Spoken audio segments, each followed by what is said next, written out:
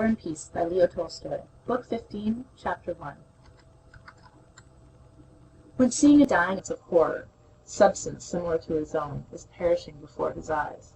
But when it is a beloved and intimate human being that is dying, besides this horror at the extinction of life there is a severance, a spiritual wound, which like a physical wound is sometimes fatal and sometimes heals, but always aches, and shrinks at any external irritating touch. After Prince Andrew's death, Natásha and Princess Mary alike felt this, drooping in spirit and closing their eyes before the menacing cloud of death that overhung them. They dared not look life in the face. They carefully guarded their open wounds from any rough and painful contact. Everything, a carriage passing rapidly in the street, a summons to dinner, the maid's inquiry what dress to prepare, or worse still any word of insincere or feeble sympathy, seemed an insult, painfully irritated the wound, interrupting that necessary quiet in which they both tried to listen to the stern and dreadful choir that still resounded in their imagination, and hindered their gazing into those mysterious, limitless vistas that for an instant had opened out before them. Only when alone together were they free from such outrage and pain. They spoke little even to one another, and when they did it was very unimportant matters. Both avoided any allusion to the future. To admit the possibility of a future seemed to them to insult his memory. Still more carefully did they avoid anything relating to him who was dead. It seemed to them that what they had lived through and experienced could not be expressed in words, and that any reference to the details of this life infringed the majesty and sacredness of the mystery that had been accomplished before their eyes.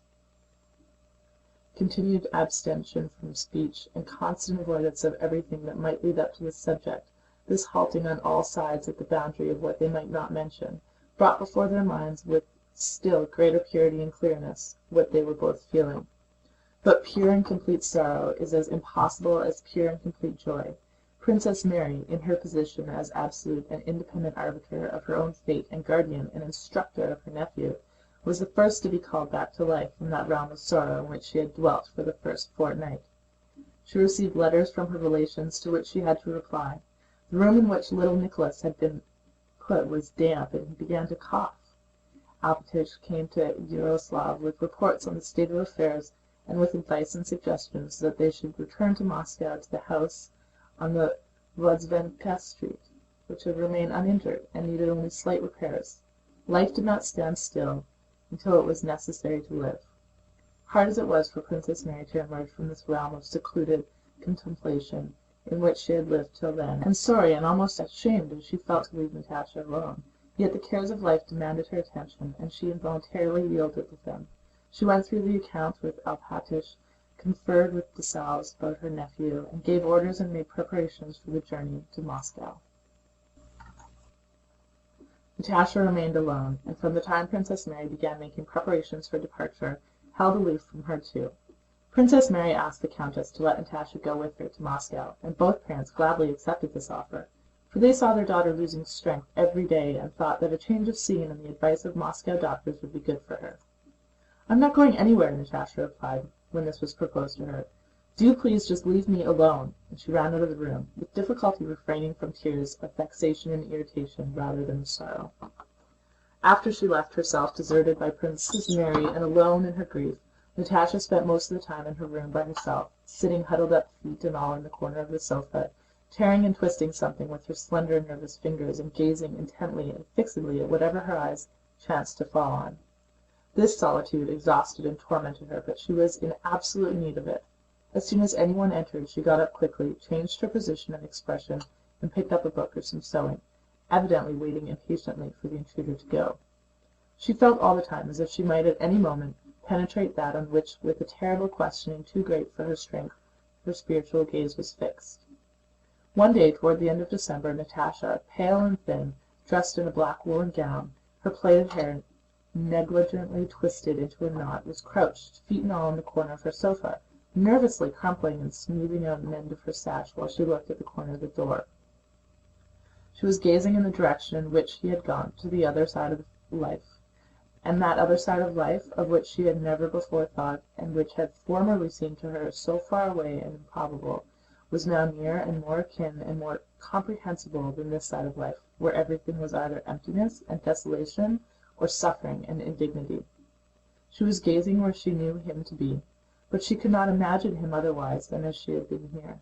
She now saw him again as he had been at Mytishchi, at Troitsa, at Yaroslav. She saw his face, heard his voice, repeated his words and her own, and sometimes devised her words they might have spoken.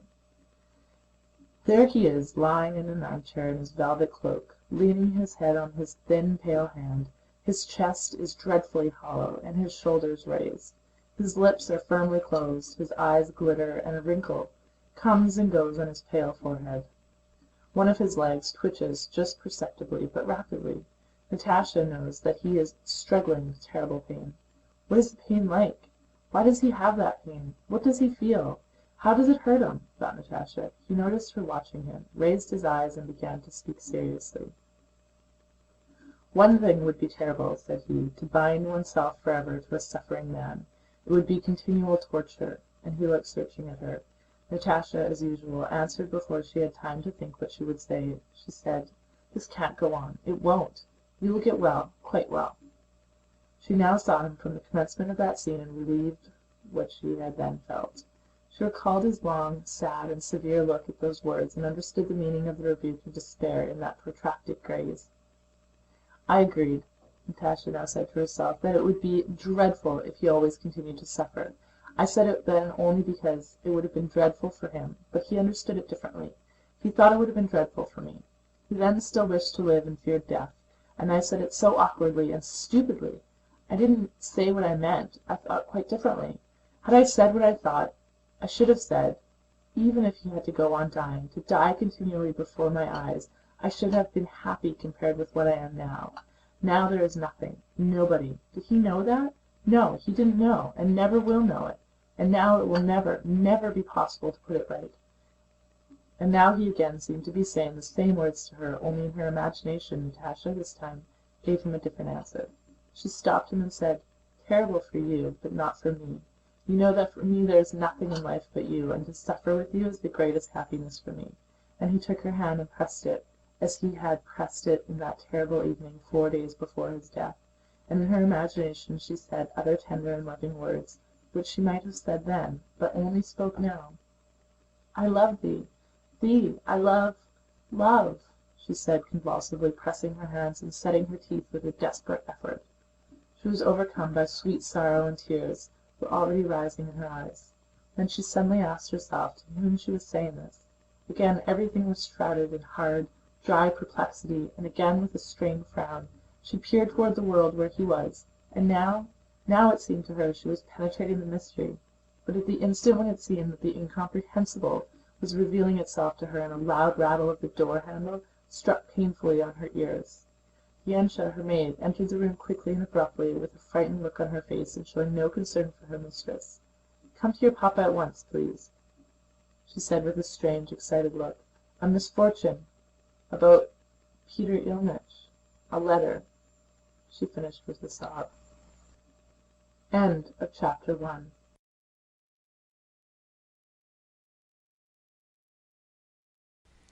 Besides a feeling of aloofness from everybody, Natásha was feeling a special estrangement from the members of her own family.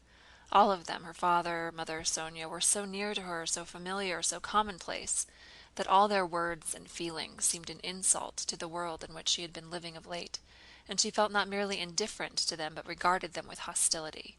She heard Dunyásha's words about Peter Ilyitch and misfortune, but did not grasp them. What misfortune? What misfortune can happen to them? They just live their own old, quiet, and commonplace life, thought Natásha. As she entered the ballroom, her father was hurriedly coming out of her mother's room. His face was puckered up and wet with tears. He had evidently run out of that room to give vent to the sobs that were choking him. When he saw Natásha, he waved his arms despairingly and burst into convulsively painful sobs that distorted his soft round face. "Pétya, go, she's calling," and weeping like a child and quickly shuffling on his feeble legs to a chair, he almost fell into it, covering his face with his hands. Suddenly an electric shock seemed to run through Natásha's whole being. Terrible anguish struck her heart, and she felt a dreadful ache, as if something was being torn inside of her and she were dying. But the pain was immediately followed by a feeling of release from the oppressive constraint that had prevented her taking part in life. The sight of her father, the terribly wild cries of her mother that she heard through the door, made her immediately forget herself and her own grief. She ran to her father, but he feebly waved his arm, pointing to her mother's door. Princess Mary, pale and with quivering chin, came out from that room, and taking Natásha by the arm, said something to her. Natásha neither saw nor heard her. She went in with rapid steps, pausing at the door for an instant as if struggling with herself, and then ran to her mother. The countess was lying on an armchair in a strange and awkward position, stretching out and beating her head against the wall. Sónya and the maids were holding her arms. "Natásha! Natásha!" cried the countess. "It's not true! It's not true! He's lying!" "Natásha!" she shrieked, pushing those around her away. "Go away, all of you! It's not true! Killed? Ha! It's not true!" Natásha put one knee on the armchair, stooped over her mother, embraced her, and with unexpected strength raised her, turned her face toward herself, and clung to her. "Mummy, darling, I'm here. My dearest Mummy," she kept on whispering, not pausing an instant. She did not let go of her mother, but struggled tenderly with her, demanded a pillow and hot water, and unfastened and tore open her mother's dress. "My dearest, darling Mummy, my precious," she whispered incessantly, kissing her head, her hands, her face, and feeling her own irrepressible and streaming tears tickling her nose and cheeks. The countess pressed her daughter's hand, closed her eyes, and became quiet for a moment. Suddenly she sat up with unaccustomed swiftness, glanced vacantly around her, and seeing Natásha began to press her daughter's head with all her strength. Then she turned toward her daughter's face, which was wincing with pain, and gazed long at it. "Natásha, you love me," she said in a soft, trustful whisper. "Natásha, you would not deceive me. You'll tell me the whole truth?" Natásha looked at her with eyes full of tears, and in her look there was nothing but love and an entreaty for forgiveness. "My darling Mummy," she repeated, straining all the power of her love to find some way of taking on herself the excess of grief that crushed her mother. And again, in a futile struggle with reality, her mother, refusing to believe that she could live when her beloved boy was killed in the bloom of life, escaped from reality into a world of delirium. Natásha did not remember how that day passed, nor that night, nor the next day and night. She did not sleep and did not leave her mother. Her persevering and patient love seemed completely to surround the countess at every moment, not explaining or consoling, but recalling her to life. During the third night, the countess kept very quiet for a few minutes, and Natásha rested her head on the arm of her chair and closed her eyes, but opened them again on hearing the bedstead creak. The countess was sitting up in bed and speaking softly. "How glad I am you have come. You are tired. Won't you have some tea?" Natásha went up to her. "You have improved in looks and grown more manly," continued the countess, taking her daughter's hand. "Mamma, what are you saying?" "Natásha, he is no more, no more." And embracing her daughter, the countess began to weep for the first time. End of Book 15, Chapter 2. This recording is in the public domain.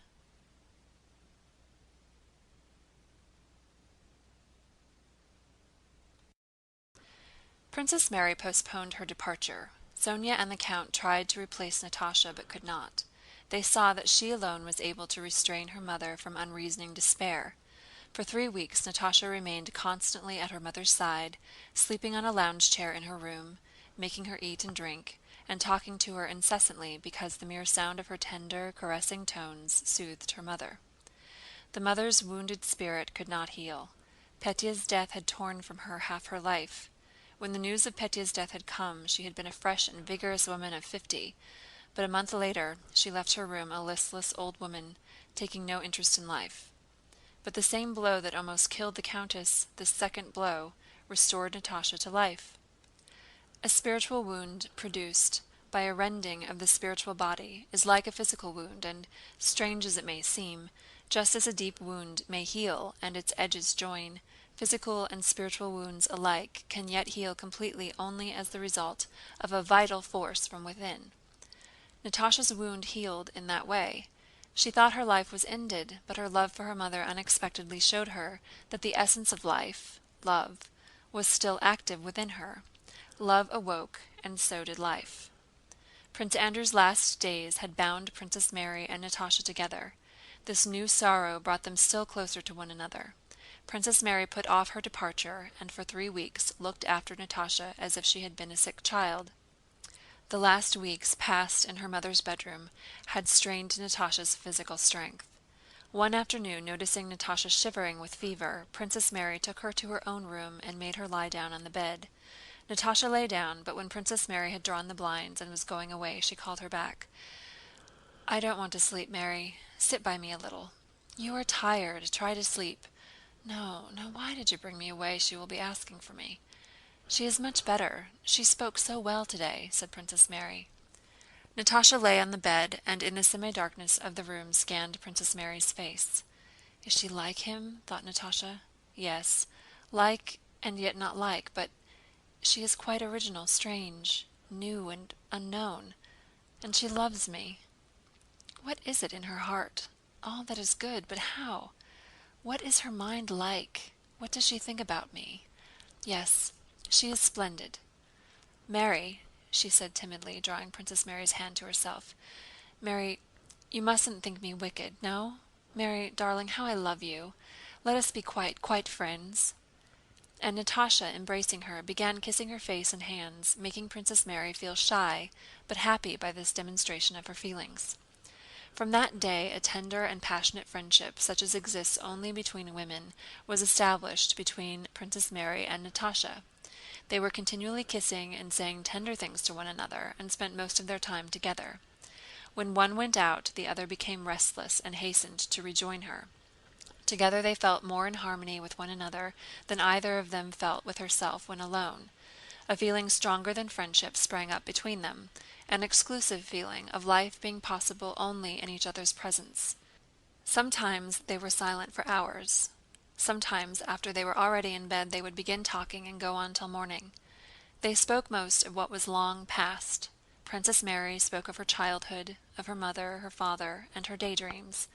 And Natásha, who with a passive lack of understanding had formerly turned away from that life of devotion, submission, and the poetry of Christian self-sacrifice, now feeling herself bound to Princess Mary by affection, learned to love her past too and to understand a side of life previously incomprehensible to her. She did not think of applying submission and self-abnegation to her own life, for she was accustomed to seek other joys, but she understood and loved in another those previously incomprehensible virtues. For Princess Mary, listening to Natásha's tales of childhood and early youth, there also opened out a new and hitherto uncomprehended side of life, belief in life and its enjoyment.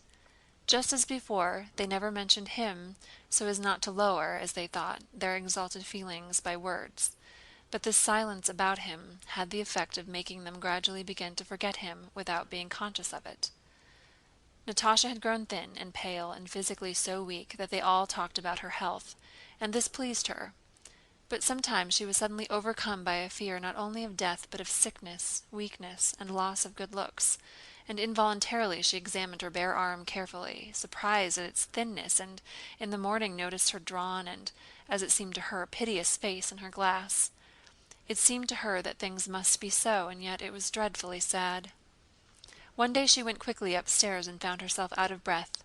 Unconsciously she immediately invented a reason for going down, and then, testing her strength, ran upstairs again, observing the result. Another time, when she called Dunyasha, her voice trembled, so she called her again, though she could hear Dunyasha coming, called her in the deep chest tones in which she had been wont to sing, and listened attentively to herself.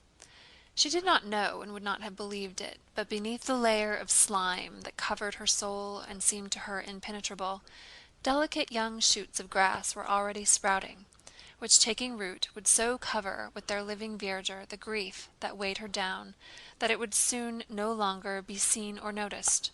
The wound had begun to heal from within. At the end of January, Princess Mary left for Moscow, and the Count insisted on Natásha's going with her to consult the doctors. End of section 3.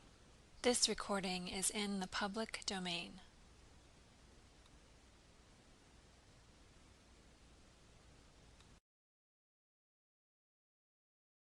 After the encounter at Vyazma, where Kutuzov had been unable to hold back his troops in their anxiety to overwhelm and cut off the enemy and so on, the farther movement of the fleeing French, and of the Russians who pursued them, continued as far as Krasnoye without a battle.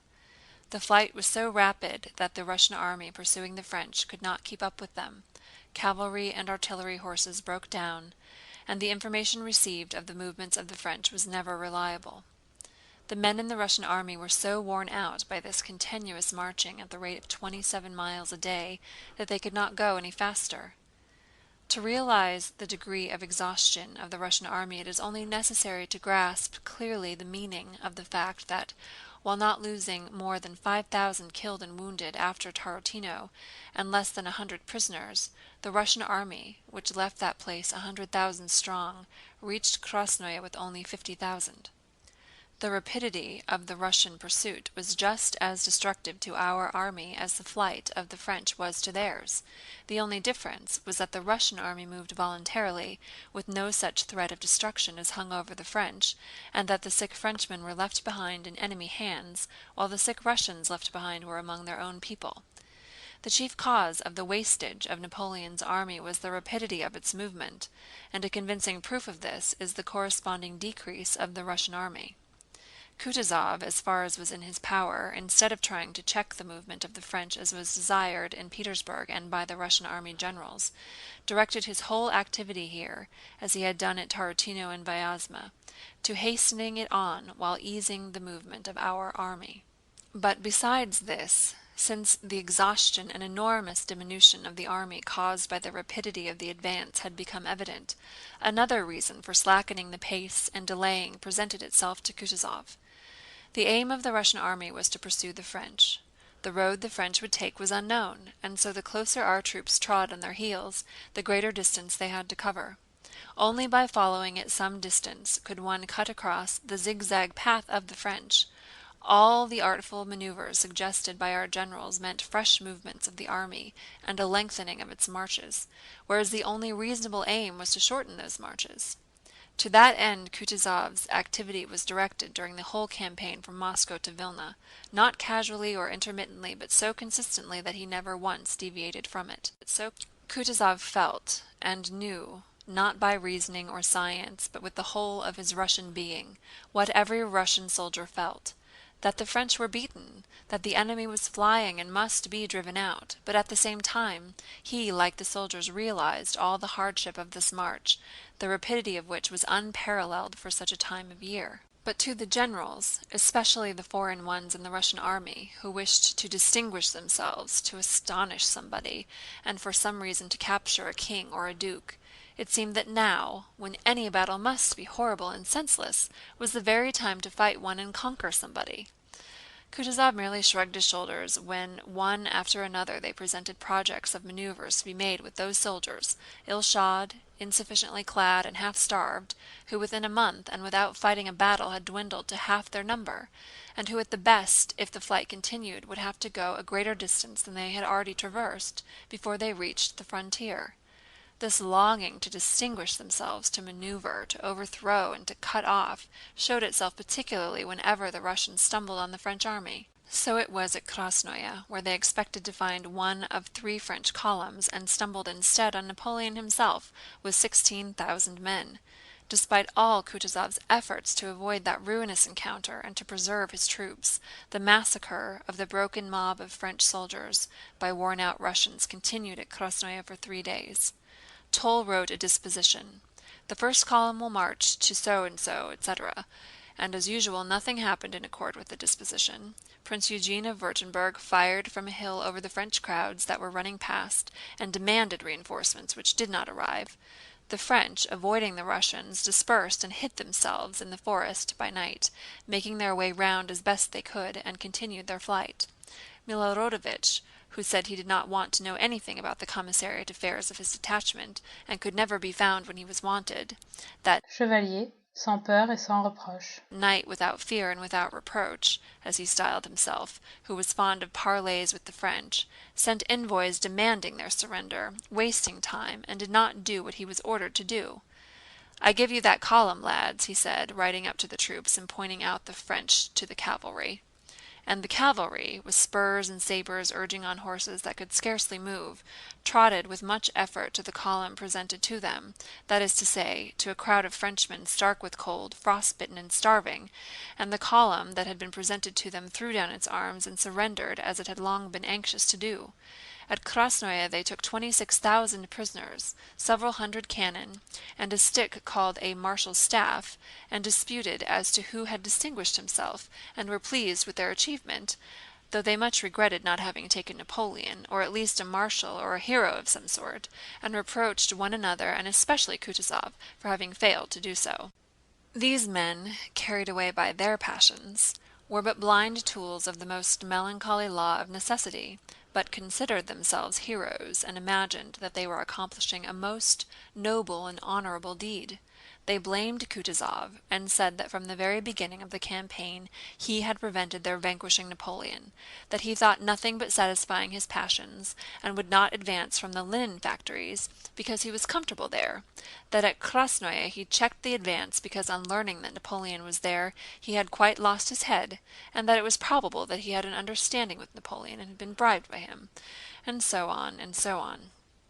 Not only did his contemporaries, carried away by their passions, talk this way, but posterity and history have acclaimed Napoleon as grand, while Kutuzov is described by foreigners as a crafty, dissolute, weak old courtier, and by Russians as something indefinite, a sort of puppet, useful only because he had a Russian name. End of section 4. This recording is in the public domain.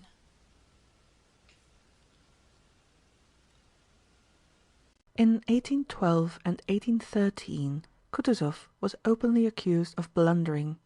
The Emperor was dissatisfied with him, and in a history recently written by order of the highest authorities, it is said that Kutuzov was a cunning court liar, frightened of the name of Napoleon, and that by his blunders at Krasnoye and the Berezina he deprived the Russian army of the glory of complete victory over the French. Note: History of the year 1812, the character of Kutuzov and reflections on the unsatisfactory results of the battles at Krasnoye, by Bogdanovich. End note. Such is the fate not of great men, grand hommes, whom the Russian mind does not acknowledge, but of those rare and always solitary individuals who, discerning the will of Providence, submit their personal will to it. The hatred and contempt of the crowd punish such men for discerning the higher laws. For Russian historians, strange and terrible to say, Napoleon, that most insignificant tool of history who never anywhere, even in exile, showed human dignity, Napoleon is the object of adulation and enthusiasm. He is grand. But Kutuzov, the man who from the beginning to the end of his activity in 1812, never once swerving by word or deed from Borodino to Vílna, presented an example exceptional in history of self-sacrifice and a present consciousness of the future importance of what was happening. Kutuzov seems to them something indefinite and pitiful, and when speaking of him and of the year 1812 they always seem a little ashamed. And yet it is difficult to imagine a historical character whose activity was so unswervingly directed to a single aim, and it would be difficult to imagine any aim more worthy or more consonant with the will of the whole people. Still more difficult would it be to find an instance in history of the aim of a historical personage being so completely accomplished as that to which all Kutuzov's efforts were directed in 1812.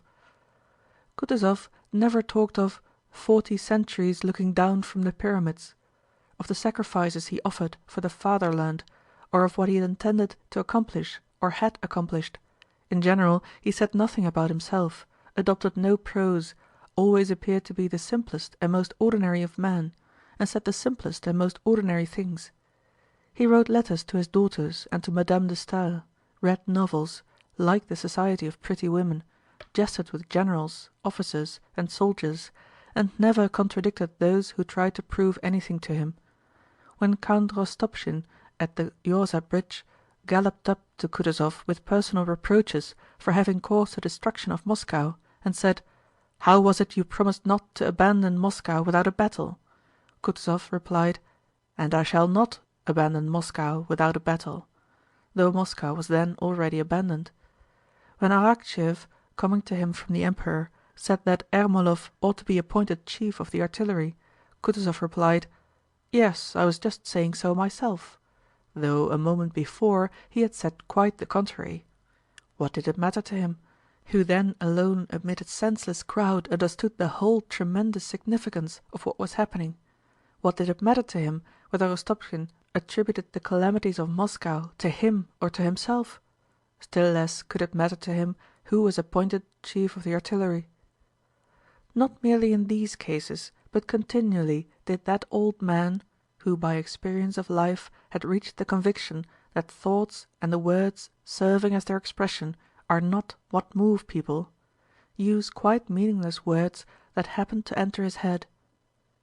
But that man, so heedless of his words, did not once during the whole time of his activity utter one word inconsistent with the single aim towards which he moved throughout the whole war.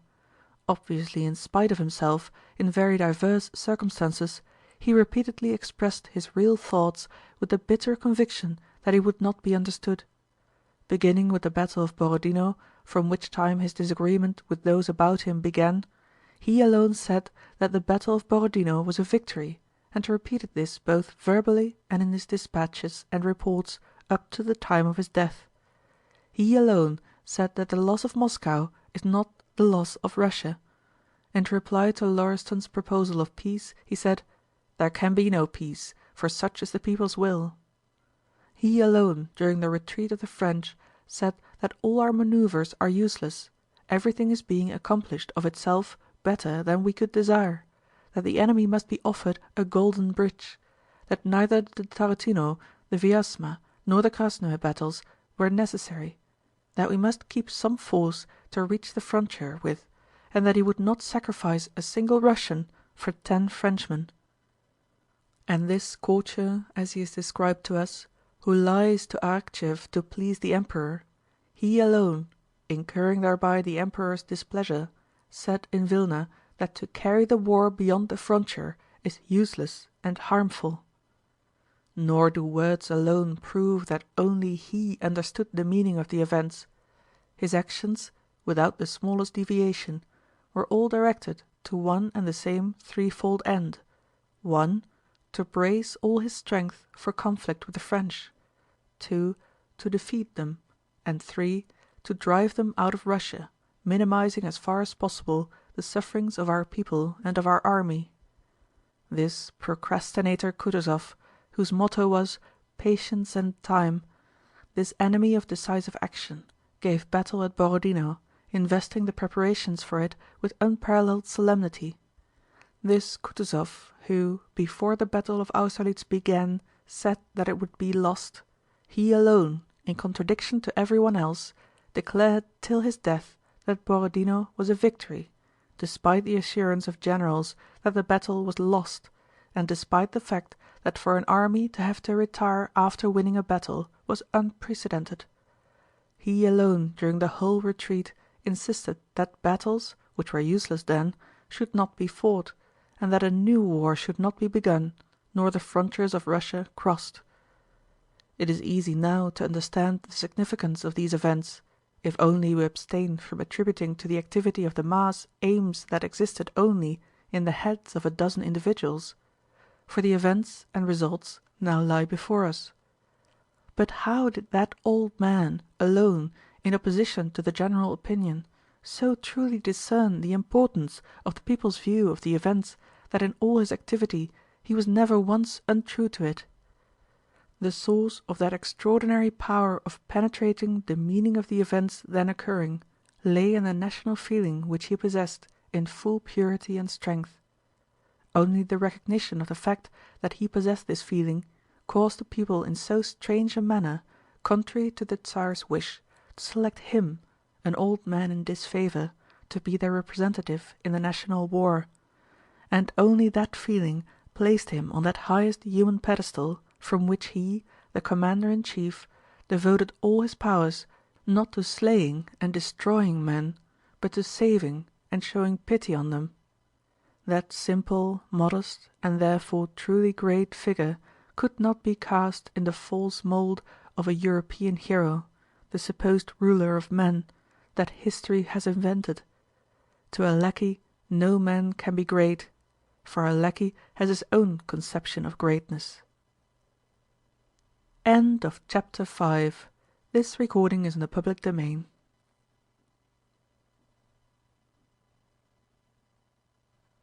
The 5th of November was the first day of what is called the Battle of Krásnoe. Toward evening, after much disputing and many mistakes made by generals who did not go to their proper places, and after adjutants had been sent about with counter-orders, when it had become plain that the enemy was everywhere in flight and that there could and would be no battle, Kutúzov left Krásnoe and went to Dóbroj, whither his headquarters had that day been transferred. The day was clear and frosty. Kutúzov rode to Dóbroj on his plump little white horse, followed by an enormous suite of discontented generals who whispered among themselves behind his back. All along the road groups of French prisoners captured that day—there were 7,000 of them—were crowding to warm themselves at campfires. Near Dóbroj an immense crowd of tattered prisoners, buzzing with talk and wrapped and bandaged in anything they had been able to get hold of, were standing in the road beside a long row of unharnessed French guns. At the approach of the commander-in-chief the buzz of talk ceased and all eyes were fixed on Kutúzov who, wearing a white cap with a red band and a padded overcoat that bulged on his round shoulders, moved slowly along the road on his white horse. One of the generals was reporting to him where the guns and prisoners had been captured. Kutúzov seemed preoccupied and did not listen to what the general was saying. He screwed up his eyes with a dissatisfied look as he gazed attentively and fixedly at these prisoners, who presented a specially wretched appearance. Most of them were disfigured by frost-bitten noses and cheeks, and nearly all had red, swollen and festering eyes. One group of the French stood close to the road, and two of them, one of whom had his face covered with sores, were tearing a piece of raw flesh with their hands. There was something horrible and bestial in the fleeting glance they threw at the riders, and the malevolent expression with which, after a glance at Kutúzov, the soldier with the sores immediately turned away and went on with what he was doing. Kutúzov looked long and intently at these two soldiers. He puckered his face, screwed up his eyes, and pensively swayed his head. At another spot he noticed a Russian soldier laughingly patting a Frenchman on the shoulder, saying something to him in a friendly manner, and Kutúzov with the same expression on his face again swayed his head. "What were you saying?" he asked the general, who, continuing his report, directed the commander-in-chief's attention to some standards captured from the French and standing in front of the Preobrazhénsk regiment. "Ah, the standards," said Kutúzov, evidently detaching himself with difficulty from the thoughts that preoccupied him. He looked about him absently. Thousands of eyes were looking at him from all sides, awaiting a word from him. He stopped in front of the Preobrazhénsk regiment, sighed deeply and closed his eyes.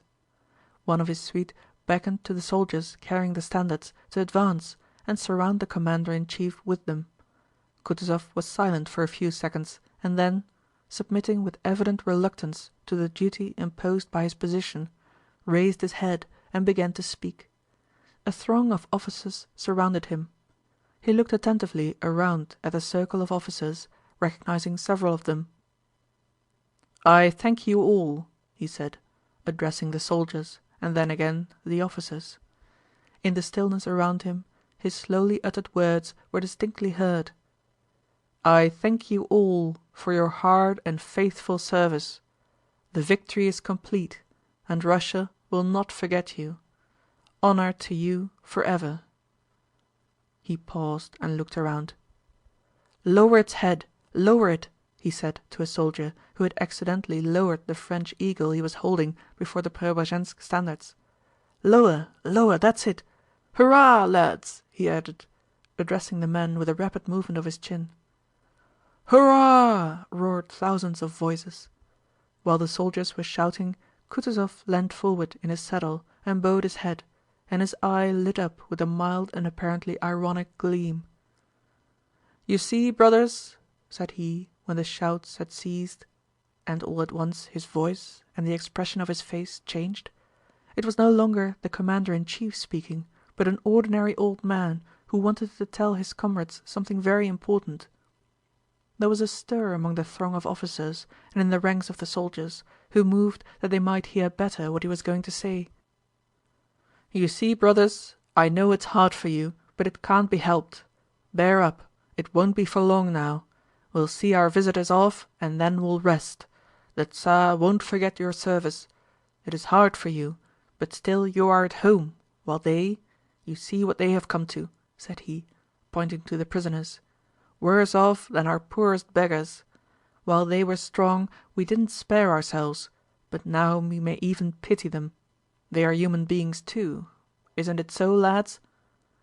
He looked around, and in the direct, respectful, wondering gaze fixed upon him he read sympathy with what he had said. His face grew brighter and brighter with an old man's mild smile, which drew the corners of his lips and eyes into a cluster of wrinkles. He ceased speaking and bowed his head as if in perplexity. "But after all, who asked them here? Serves them right, the bloody bastards!" he cried, suddenly lifting his head. And flourishing his whip he rode off at a gallop for the first time during the whole campaign, and left the broken ranks of the soldiers laughing joyfully and shouting "Hurrah!" Kutúzov's words were hardly understood by the troops. No one could have repeated the field-marshal's address, begun solemnly and then changing into an old man's simple-hearted talk. But the hearty sincerity of that speech, the feeling of majestic triumph combined with pity for the foe and consciousness of the justice of our cause, exactly expressed by that old man's good-natured expletives, was not merely understood, but lay in the soul of every soldier and found expression in their joyous and long-sustained shouts. Afterwards, when one of the generals addressed Kutúzov, asking whether he wished his calèche to be sent for, Kutúzov in answering unexpectedly gave a sob, being evidently greatly moved. End of chapter 6. This recording is in the public domain.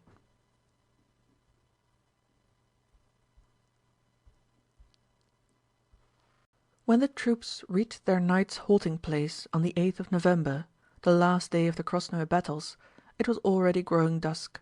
All day it had been calm and frosty with occasional lightly falling snow, and toward evening it began to clear. Through the falling snow a purple-black and starry sky showed itself and the frost grew keener. An infantry regiment which had left Tarútino 3,000 strong, but now numbered only 900, was one of the first to arrive that night at its halting place, a village on the highroad. The quartermasters who met the regiment announced that all the huts were full of sick and dead Frenchmen, cavalrymen, and members of the staff. There was only one hut available for the regimental commander. The commander rode up to his hut. The regiment passed through the village and stacked its arms in front of the last huts. Like some huge, many-limbed animal, the regiment began to prepare its lair and its food. One part of it dispersed and waded knee-deep through the snow into a birch forest to the right of the village, and immediately the sound of axes and swords, the crashing of branches, and merry voices could be heard from there. Another section, amid the regimental wagons and horses which were standing in a group, was busy getting out cauldrons and rye biscuit and feeding the horses. A third section scattered through the village arranging quarters for the staff officers, carrying out the French corpses that were in the huts, and dragging away boards, dry wood and thatch from the roofs for the campfires, or wattle fences to serve for shelter. Some 15 men with merry shouts were shaking down the high wattle wall of a shed, the roof of which had already been removed. "Now then, all together, shove!" cried the voices, and the huge surface of the wall, sprinkled with snow and creaking with frost, was seen swaying in the gloom of the night. The lower stakes cracked more and more, and at last the wall fell, and with it the men who had been pushing it. Loud, coarse laughter and joyous shouts ensued. "Now then, catch hold in twos! Hand up the lever! That's it! Where are you shoving to? Now, all together! But wait a moment, boys! With a song!" All stood silent, and a soft, pleasant velvety voice began to sing. At the end of the third verse, as the last note died away, 20 voices roared out at once, "Oh, that's it! All together! Heave away, boys!" But despite their united efforts the wattle hardly moved, and in the silence that followed the heavy breathing of the men was audible. "Here, you of the 6th Company! Devils that you are, lend a hand, will you? You may want us one of these days." Some 20 men of the 6th Company, who were on their way into the village, joined the haulers, and the wattle wall, which was about 35 feet long and 7 feet high, moved forward along the village street, swaying, pressing upon and cutting the shoulders of the gasping men. "Get along! Falling? What are you stopping for? There now!" Merry, senseless words of abuse flowed freely. "What are you up to?" suddenly came the authoritative voice of a sergeant major, who came upon the men who were hauling their burden. "There are gentry here, the general himself is in that hut, and you foul-mouthed devils, you brutes, I'll give it to you!" shouted he, hitting the first man who came in his way a swinging blow on the back. "Can't you make less noise?" The men became silent.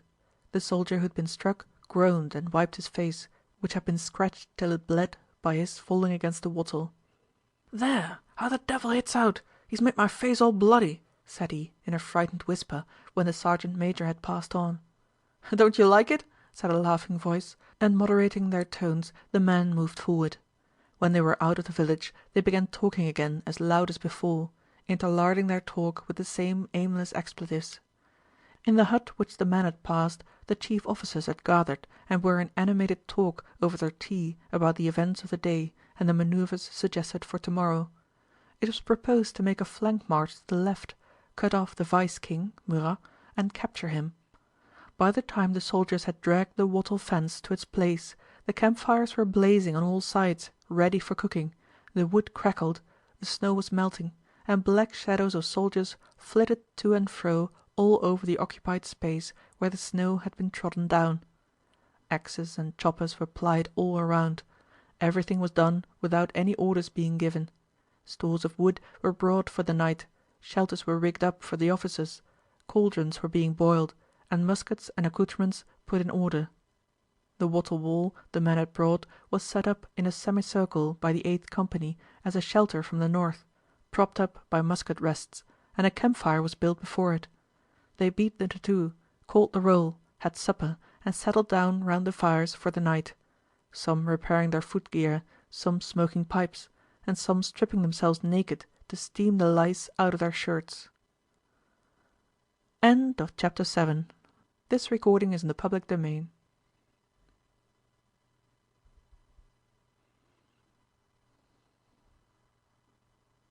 One would have thought that under the almost incredibly wretched conditions the Russian soldiers were in at that time, lacking warm boots and sheepskin coats, without a roof over their heads, in the snow with 18 degrees of frost, and without even full rations, the commissariat did not always keep up with the troops.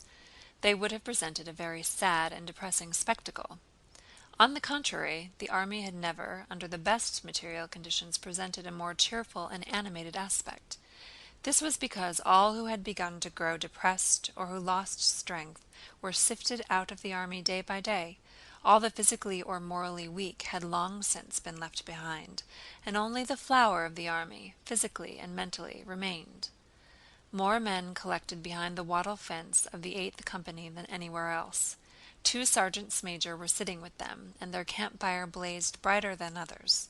For leave to sit by their wattle they demanded contributions of fuel.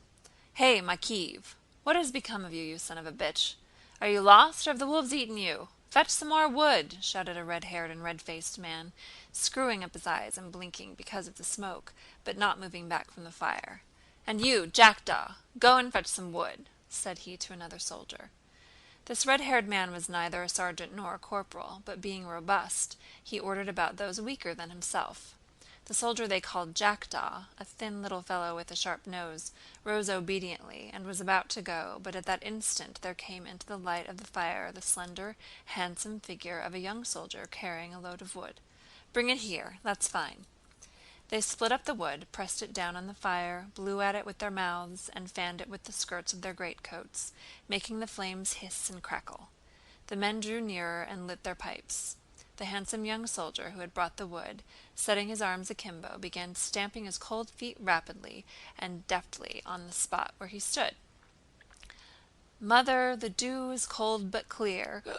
It's well that I'm a musketeer," he sang, pretending to hiccup after each syllable.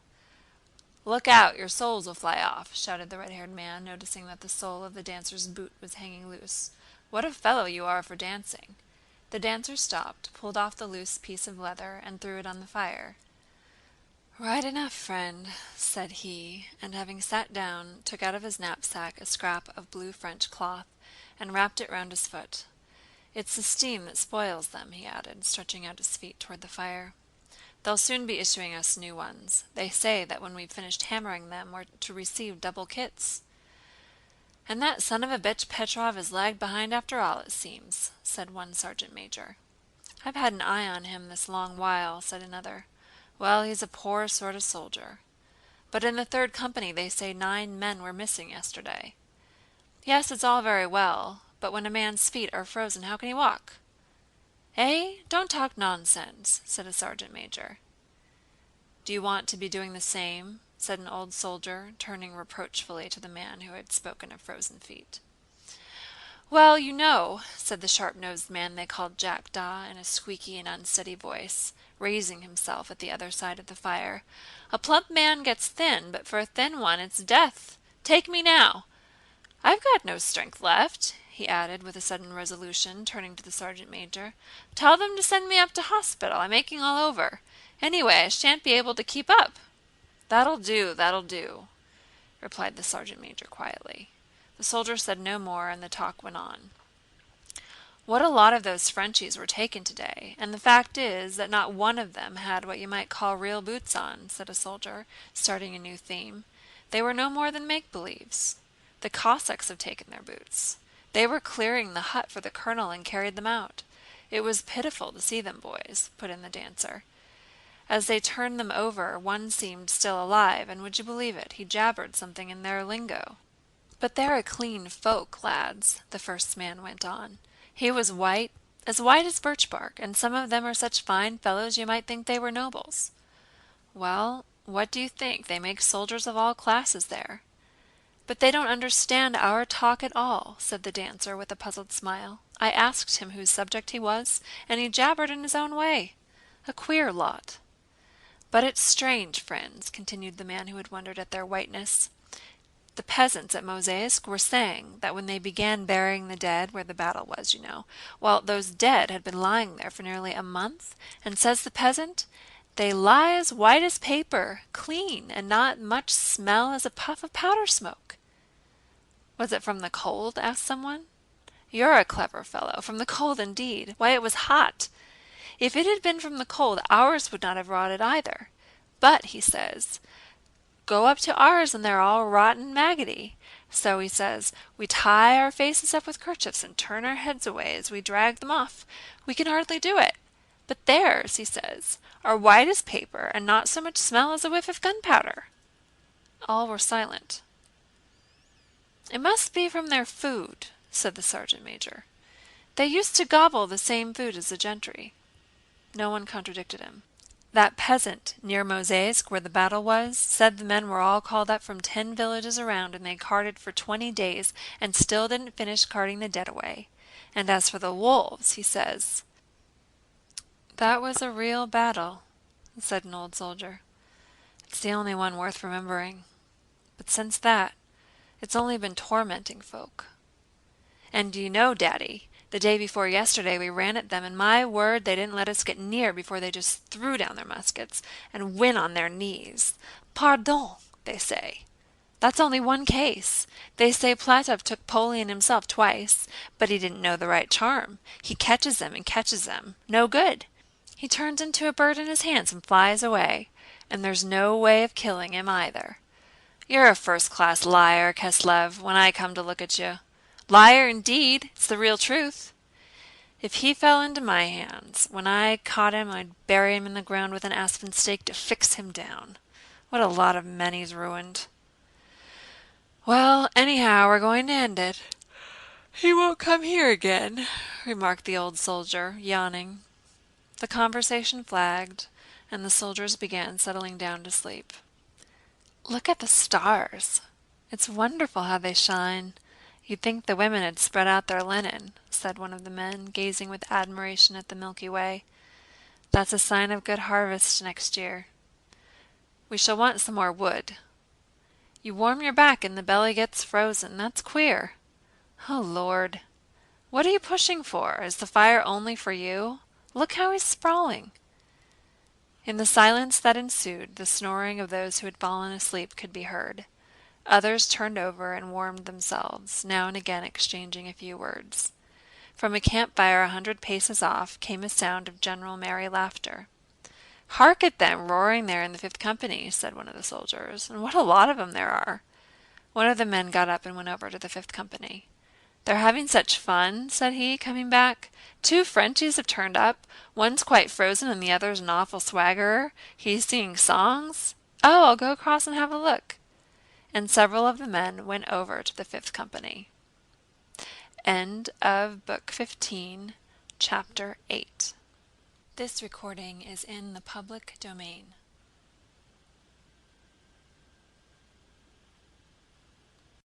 The 5th Company was bivouacking at the very edge of the forest. A huge campfire was blazing brightly in the midst of the snow, lighting up the branches of trees heavy with hoarfrost.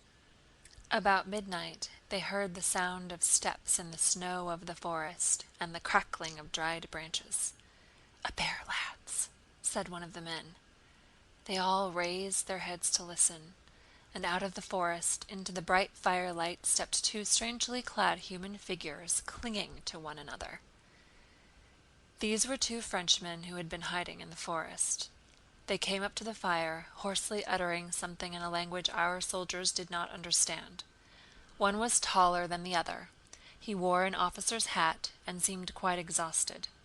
On approaching the fire he had been going to sit down but fell. The other, a short, sturdy soldier with a shawl tied round his head, was stronger. He raised his companion and said something, pointing to his mouth. The soldiers surrounded the Frenchman, spread a great coat on the ground for the sick man, and brought some buckwheat porridge and vodka for both of them. The exhausted French officer was Rambal, and the man with his head wrapped in the shawl was Morel, his orderly. When Morel had drunk some vodka and finished his bowl of porridge, he suddenly became unnaturally merry, and chattered incessantly to the soldiers, who could not understand him. Rambal refused food, and resting his head on his elbow, lay silent beside the campfire, looking at the Russian soldiers with red and vacant eyes. Occasionally he emitted a long-drawn groan, and then again became silent. Morel, pointing to his shoulders, tried to impress on the soldiers the fact that Rambal was an officer and ought to be warmed. A Russian officer who had come up to the fire sent to ask his colonel whether he would not take a French officer into his hut to warm him, and when the messenger returned and said that the colonel wished the officer to be brought to him, Rambal was told to go. He rose and tried to walk, but staggered and would have fallen had not a soldier standing by held him up. "You won't do it again, eh?" said one of the soldiers, winking and turning mockingly to Rambal. "Oh, you fool! Why talk rubbish, lout that you are? A real peasant!" came rebukes from all sides addressed to the jesting soldier. They surrounded Rambal, lifted him on the crossed arms of 2 soldiers, and carried him to the hut. Rambal put his arms around their necks while they carried him, and began wailing plaintively. "Oh, you fine fellows, my kind, kind friends! These are men! Oh, my brave, kind friends!" And he leaned his head against the shoulder of one of them, like a child. Meanwhile, Morel was sitting in the best place by the fire, surrounded by the soldiers. Morel, a short, sturdy Frenchman with inflamed and streaming eyes, was wearing a woman's cloak and had a shawl tied woman fashion round his head over his cap. He was evidently tipsy and was singing a French song in a hoarse, broken voice, with an arm thrown round the nearest soldier. The soldiers simply held their sides as they watched him. Now then, teach us how it goes. I'll soon pick it up. How is it?" said the man, a singer and a wag, whom Morel was embracing. Vive Henri IV, vive ce roi vaillant, sang Morel winking, ce diable à 4. "Long live Henry IV, that valiant king, that rowdy devil. Vive Arica, vive Supavaru, Sebya da Bolkaya," repeated the soldier, flourishing his arm and really catching the tune. Bravo! Rose their rough, joyous laughter from all sides. Morel, wrinkling up his face, laughed too. Well, go on, go on. Qui eut le triple talent de boire, de battre et d'être un ver galant. Who had a triple talent for drinking, for fighting, and for being a gallant old boy. It goes smoothly, too. Well now, Zalatayev. Zalatayev brought out with effort. K-A-A, he drawled, laboriously pursing his lips. Le trip tala du dabada e da tra vaglala, he sang. Fine, just like the Frenchie. Oh, do you want some more to eat? Give him some porridge. It takes a long time to get filled up after starving. They gave him some more porridge, and Morel, with a laugh, set to work on his third bowl. All the young soldiers smiled gaily as they watched him. The older men, who thought it undignified to amuse themselves with such nonsense, continued to lie at the opposite side of the fire, but one would occasionally raise himself on an elbow and glance at Morel with a smile. "They are men too," said one of them as he wrapped himself in his coat. "Even wormwood grows on its own root." "Oh, Lord, Lord, how starry it is! Tremendous! That means a hard frost." They all grew silent. The stars, as if knowing that no one was looking at them, began to disport themselves in the dark sky, now flaring up, now vanishing, now trembling. They were busy whispering something gladsome and mysterious to one another. End of Book 15, Chapter 9. This recording is in the public domain.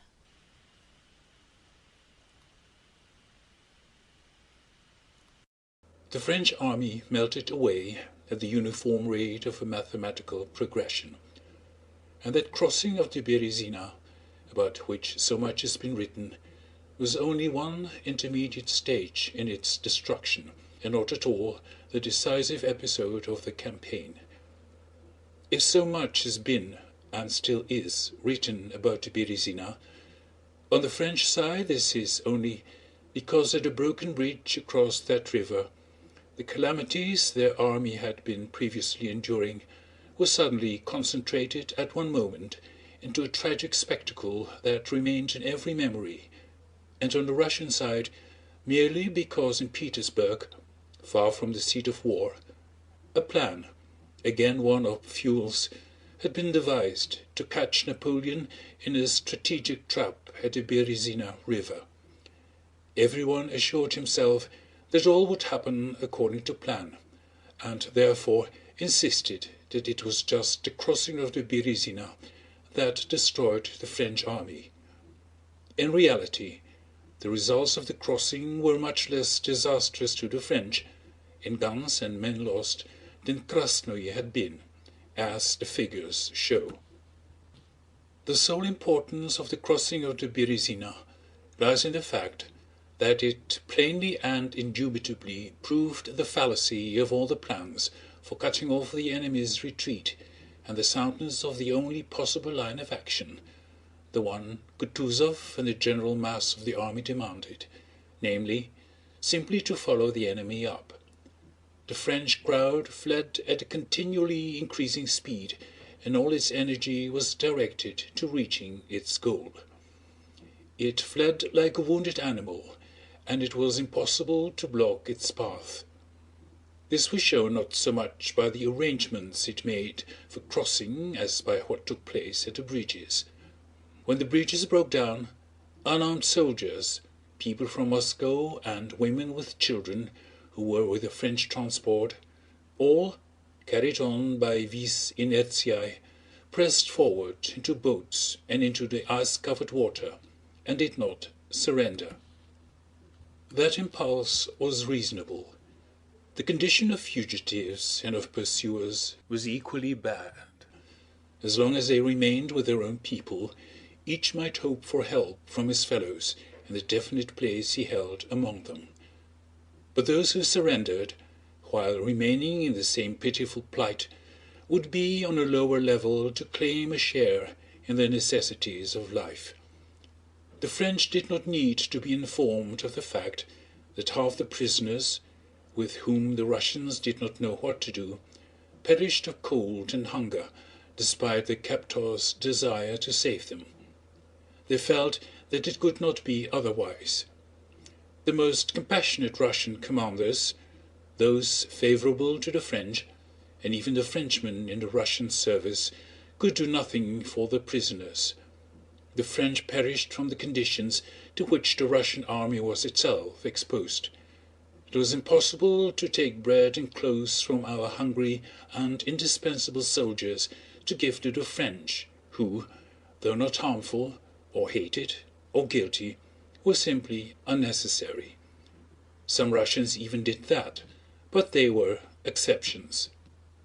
Certain destruction lay behind the French, but in front there was hope. The ships had been burned, there was no salvation save in collective flight, and on that the whole strength of the French was concentrated. The farther they fled, the more wretched became the plight of the remnant, especially after the Berezina, on which, in consequence of the Petersburg Plan, special hopes had been placed by the Russians, and the keener grew the passions of the Russian commanders, blamed one another, and Kutúzov most of all. Anticipation that the failure of the Petersburg-Berezina plan would be attributed to Kutúzov led to dissatisfaction, contempt, and ridicule, more and more strongly expressed. The ridicule and contempt were of course expressed in a respectful form, making it impossible for him to ask wherein he was to blame. They did not talk seriously to him.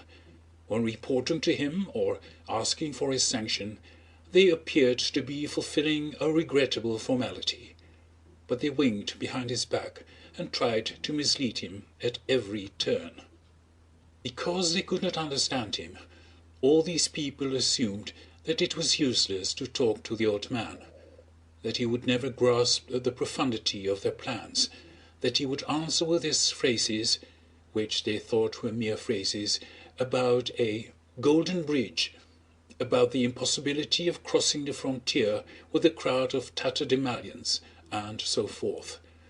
They had heard all that before, and all he said, that it was necessary to await provisions, or that the men had no boots, was so simple, while what they proposed was so complicated and clever, that it was evident that he was old and stupid, and that they, though not in power, were commanders of genius. After the junction with the army of the brilliant admiral and Petersburg hero Wittgenstein, this mood and the gossip of the staff reached their maximum. Kutúzov saw this and merely sighed and shrugged his shoulders. Only once, after the affair of the Berezina, did he get angry and write to Bennigsen, who reported separately to the Emperor, the following letter. On account of your spells of ill health, will your Excellency please be so good as to set off for Kaluga on receipt of this, and there await further commands and appointments from His Imperial Majesty. But after Bennigsen's departure, the Grand Duke Tsarevich Konstantin Pavlovich joined the army. He had taken part in the beginning of the campaign, but had subsequently been removed from the army by Kutúzov. Now, having come to the army, he informed Kutúzov of the Emperor's displeasure at the poor success of our forces and the slowness of their advance. The Emperor intended to join the army personally in a few days' time. The old man, experienced in court as well as in military affairs, the same Kutúzov who in August had been chosen commander-in-chief against the sovereign's wishes, and who had removed the Grand Duke and heir apparent from the army, who on his own authority and contrary to the Emperor's will had decided on the abandonment of Moscow, now realized at once that his day was over, that his part was played, and that the power he was supposed to hold was no longer his. And he understood this not merely from the attitude of the court. He saw on the one hand that the military business in which he had played his part was ended, and felt that his mission was accomplished, and at the same time he began to be conscious of the physical weariness of his aged body and of the necessity of physical rest. On the 29th of November, Kutúzov entered Vilna, his dear Vilna, as he called it. Twice during his career, Kutúzov had been governor of Vilna. In that wealthy town, which had not been injured, he found old friends and associations, besides the comforts of life of which he had so long been deprived.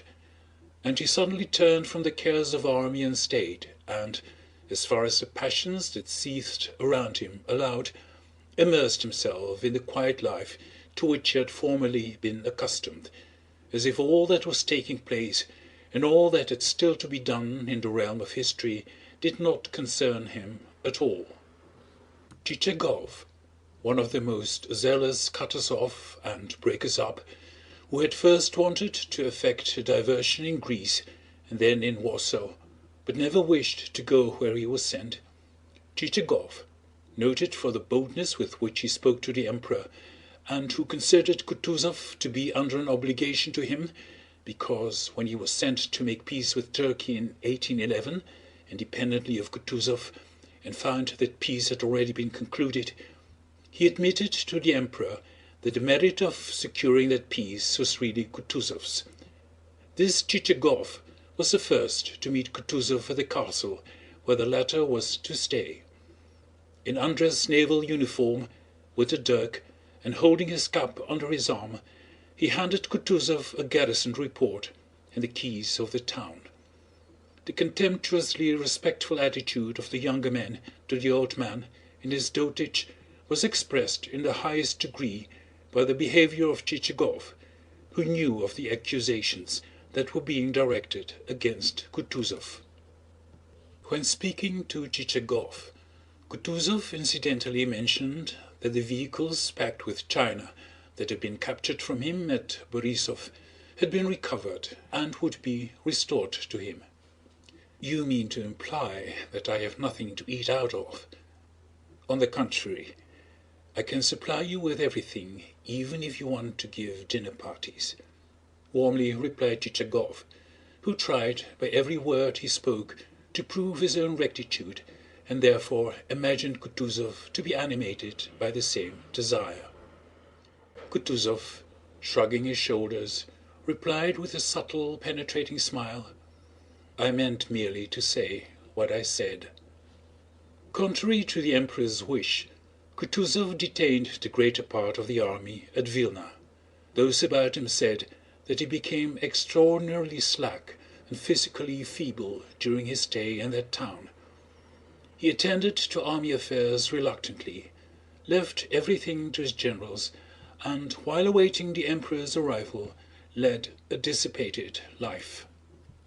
Having left Petersburg on the 7th of December with his suite, Count Tolstoy, Prince Volkonsky, Arakcheyev, and others, the Emperor reached Vilna on the 11th, and in his traveling sleigh drove straight to the castle.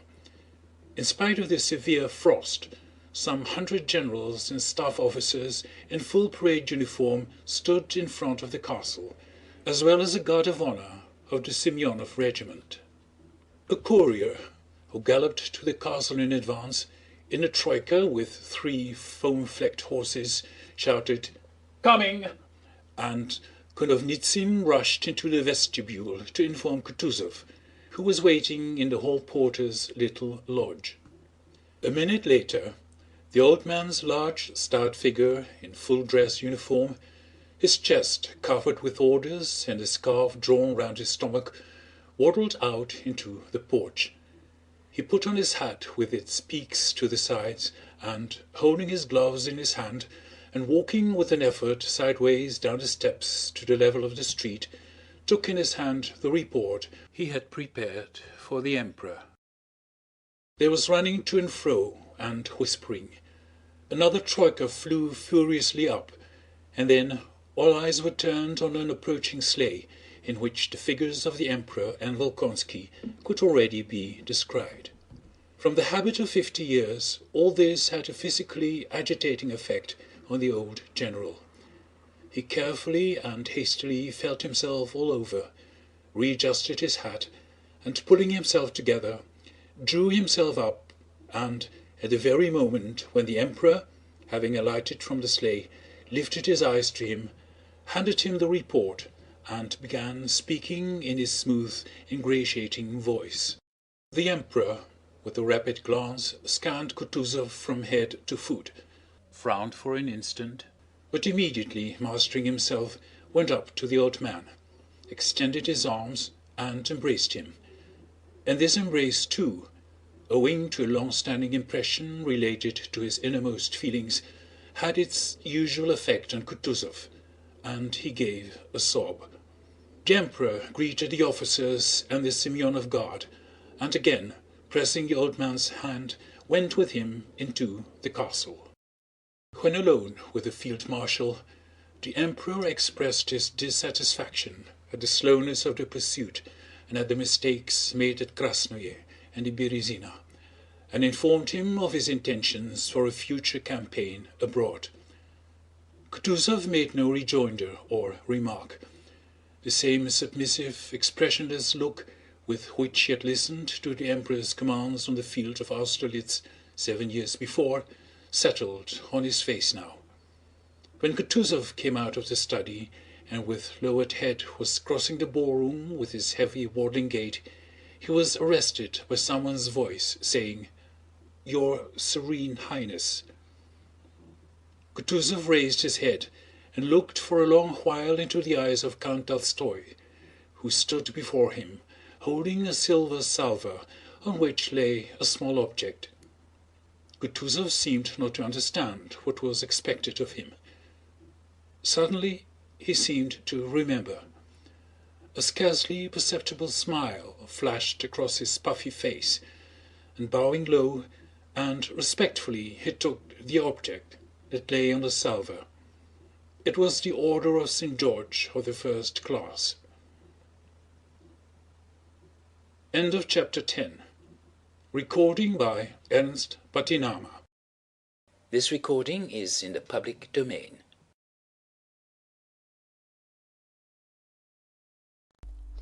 Next day, the field marshal gave a dinner and ball which the Emperor honored by his presence.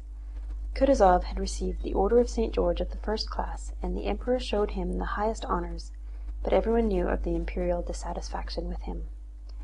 The proprieties were observed, and the Emperor was the first to set that example, but everybody understood that the old man was blameworthy and good for nothing. When Kutúzov, conforming to a custom of Catherine's day, ordered the standards that had been captured to be lowered at the Emperor's feet on his entering the ballroom, the Emperor made a wry face and muttered something in which some people caught the words, "the old comedian."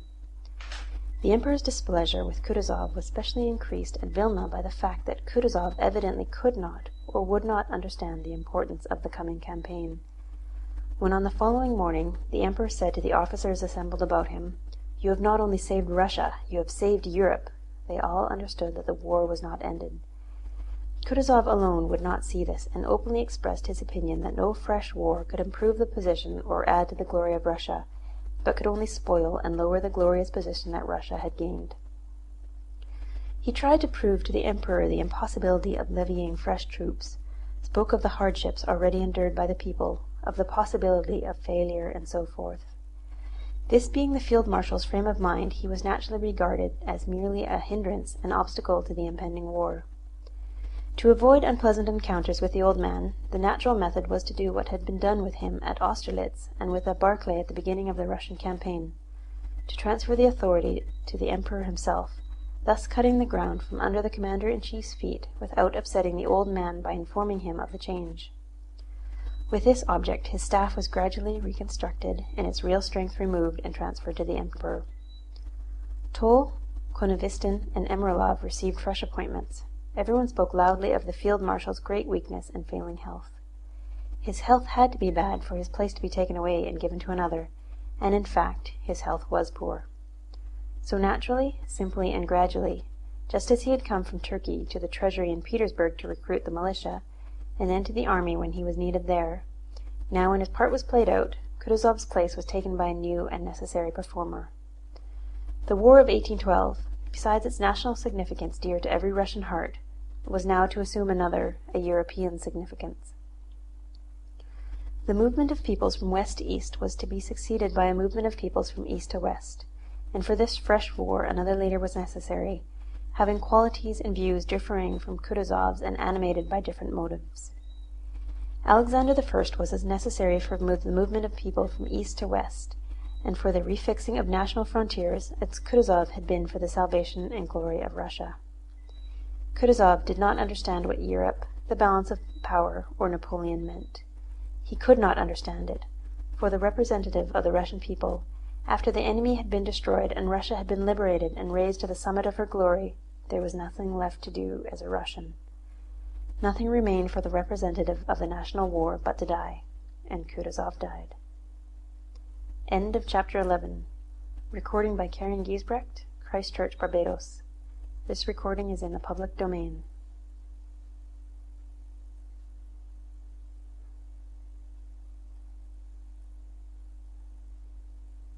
As generally happens, Pierre did not feel the full effects of the physical privation and strain he had suffered as prisoner until after they were over. After his liberation, he reached Orel, and on the third day there, when preparing to go to Kiev, he felt ill and was laid up for 3 months. He had what the doctors termed bilious fever, but despite the fact that the doctors treated him, bled him, and gave him medicines to drink, he recovered. Scarcely any impression was left on Pierre's mind by all that happened to him from the time of his rescue till his illness. He remembered only the dull grey weather, now rainy and now snowy, internal physical distress, and pains in his feet and side. He remembered a general impression of the misfortunes and sufferings of people, and of being worried by the curiosity of officers and generals who questioned him. He also remembered his difficulty in procuring a conveyance and horses, and above all, he remembered his inadequacy to think and feel all that time. On the day of his rescue, he had seen the body of Petya Rostov. That same day he had learned that Prince Andrew, after surviving the Battle of Borodino for more than a month, had recently died in the Rostovs' house at Yaroslavl, and Denisov, who told him this news, also mentioned Helene's death, supposing that Pierre had heard of it long before. All this at the time seemed merely strange to Pierre. He felt he could not grasp its significance. Just then he was only anxious to get away as quickly as possible from places where people were killing one another to some peaceful refuge where he could recover himself, rest, and think over all the strange new facts he had learned. But on reaching Orel, he immediately fell ill. When he came to himself after his illness, he saw in attendance on him 2 of his servants, Terenty and Vaska, who had come from Moscow, and also his cousin, the eldest princess, who had been living on his estate at Elitz, and hearing of his rescue and illness, had come to look after him. It was only gradually during his convalescence that Pierre lost the impression he had become accustomed to during the last few months, and got used to the idea that no one would oblige him to go anywhere tomorrow, that no one would deprive him of his warm bed, and that he would be sure to get his dinner, tea, and supper. But for a long time in his dreams he still saw himself in the conditions of captivity. In the same way, little by little, he came to understand the news he had been told after his rescue about the death of Prince Andrew, the death of his wife, and the destruction of the French. A joyous feeling of freedom, that complete inalienable freedom natural to man, which he had first experienced at the first halt outside Moscow, filled Pierre's soul during his convalescence. He was surprised to find that this inner freedom, which was independent of external conditions, now had as it were an additional setting of external liberty. He was alone in a strange town, without acquaintances. No one demanded anything of him, or sent him anywhere. He had all he wanted. The thought of his wife, which had been a continual torment to him, was no longer there, since she was no more. "Oh, how good, how splendid!" said he to himself, when a cleanly laid table was moved up to him with savory beef tea, or when he lay down for a night on a soft clean bed, or when he remembered that the French had gone, and that his wife was no more. "Oh, how good, how splendid!" And by old habit he asked himself the question, Well, and what then? What am I going to do? And he immediately gave himself the answer, Well, I shall live. Ah, how splendid! The very question that had formerly tormented him, the thing he had continually sought to find, the aim of life, no longer existed for him now. That search for the aim of life had not merely disappeared temporarily. He felt that it no longer existed for him and could not present itself again. And this very absence of an aim gave him the complete, joyous sense of freedom which constituted his happiness at this time. He could not see an aim, for he now had faith. Not faith in any kind of rule, or words, or ideas, but faith in an ever-living, ever-manifest God. Formerly he had sought him in aims he set himself. That search for an aim had been simply a search for God, and suddenly in his captivity he had learned not by words or reasoning, but by direct feeling what his nurse had told him long ago, that God is here and everywhere. In his captivity he had learned that in Karachev God was greater, more infinite and unfathomable than in the architect of the universe recognized by the Freemasons. He felt like a man who, after straining his eyes to see into the far distance, finds what he sought at his very feet. All his life he had looked over the heads of the men around him, when he should have merely looked in front of him, without straining his eyes. In the past he had never been able to find that great inscrutable infinite something. He had only felt that it must exist somewhere, and had looked for it. In everything near and comprehensible he had only what was limited, petty, commonplace, and senseless. He had equipped himself with a mental telescope and looked into remote space, where petty worldliness hiding itself in misty distance had seemed to him great and infinite merely because it was not clearly seen. And such had European life, politics, Freemasonry, philosophy, and philanthropy seemed to him. But even then, at moments of weakness, as he had accounted them, his mind had penetrated to those distances, and he had there seen the same pettiness, worldliness, and senselessness.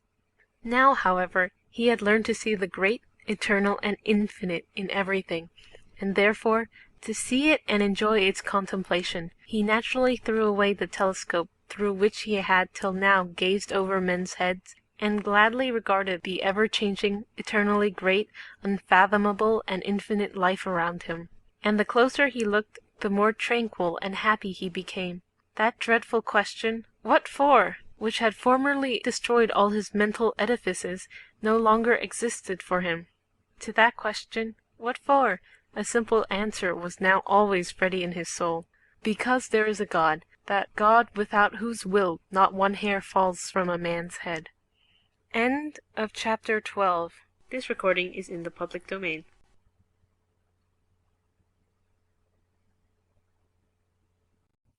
In external ways, Pierre had hardly changed at all. In appearance he was just what he used to be. As before, he was absent-minded and seemed occupied not with what was before his eyes, but with something special of his own.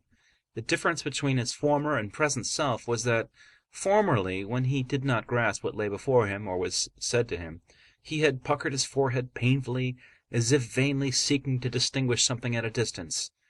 At present he still forgot what was said to him, and he still did not see what was before his eyes, but now looked with a scarcely perceptible and seemingly ironic smile at what was before him, and listened to what was said, though evidently seeing and hearing something quite different.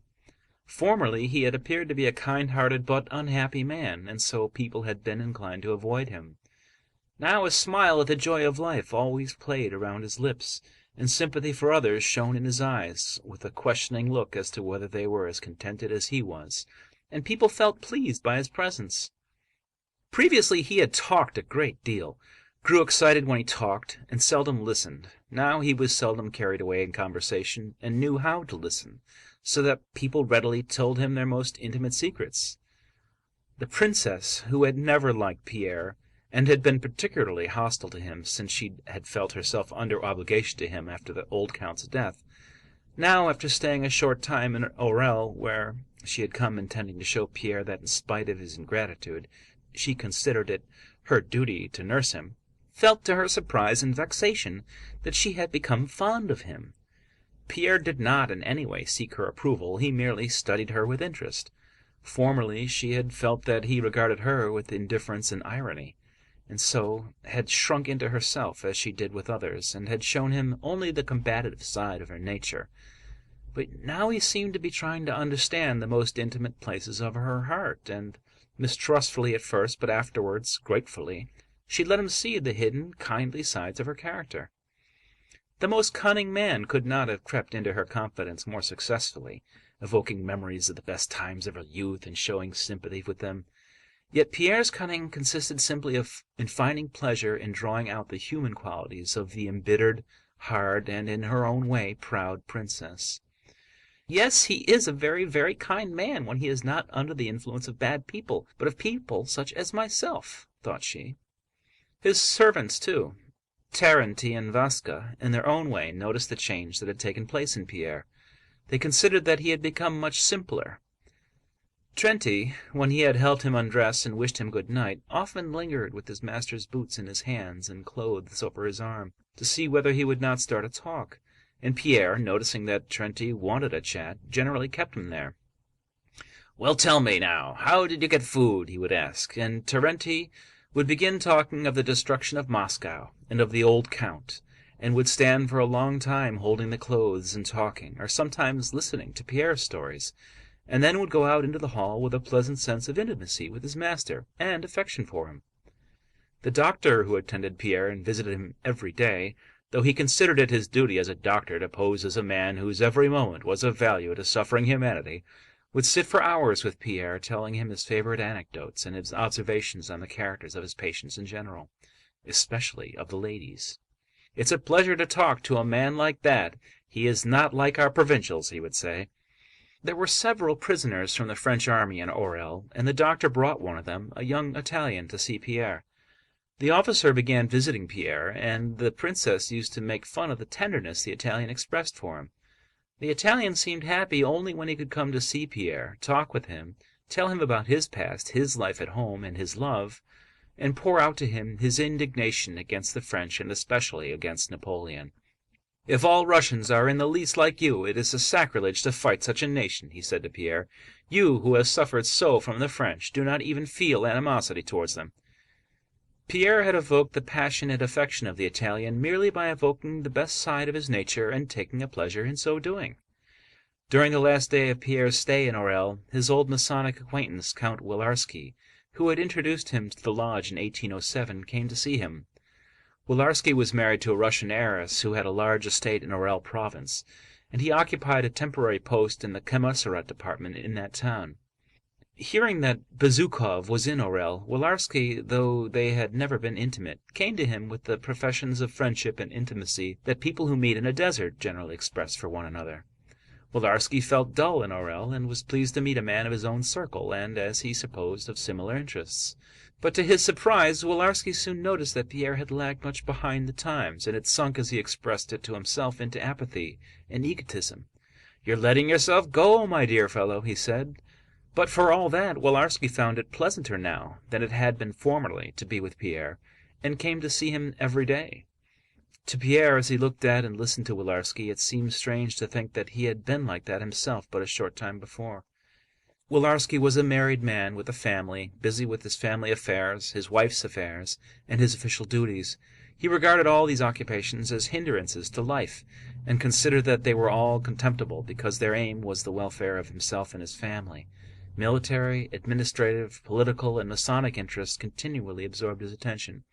And Pierre, without trying to change the other's views, and without condemning him, but with the quiet, joyful, and amused smile now habitual to him, was interested in this strange, though very familiar phenomenon. There was a new feature in Pierre's relations with Wilarski, with the princess, with the doctor, and with all the people he now met, which gained for him the general goodwill. This was his acknowledgment of the impossibility of changing a man's convictions by words, and his recognition of the possibility of everyone thinking, feeling, and seeing things each from his own point of view. This legitimate peculiarity of each individual, which used to excite and irritate Pierre, now became a basis of the sympathy he felt for and the interest he took in other people.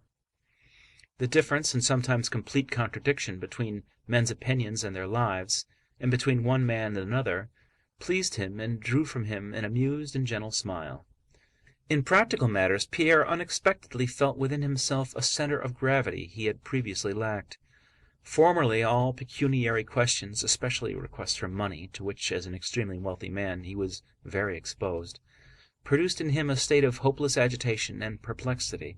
To give or not to give, he asked himself. I have it and he needs it, but someone else needs it still more. Who needs it most? And perhaps they are both impostors.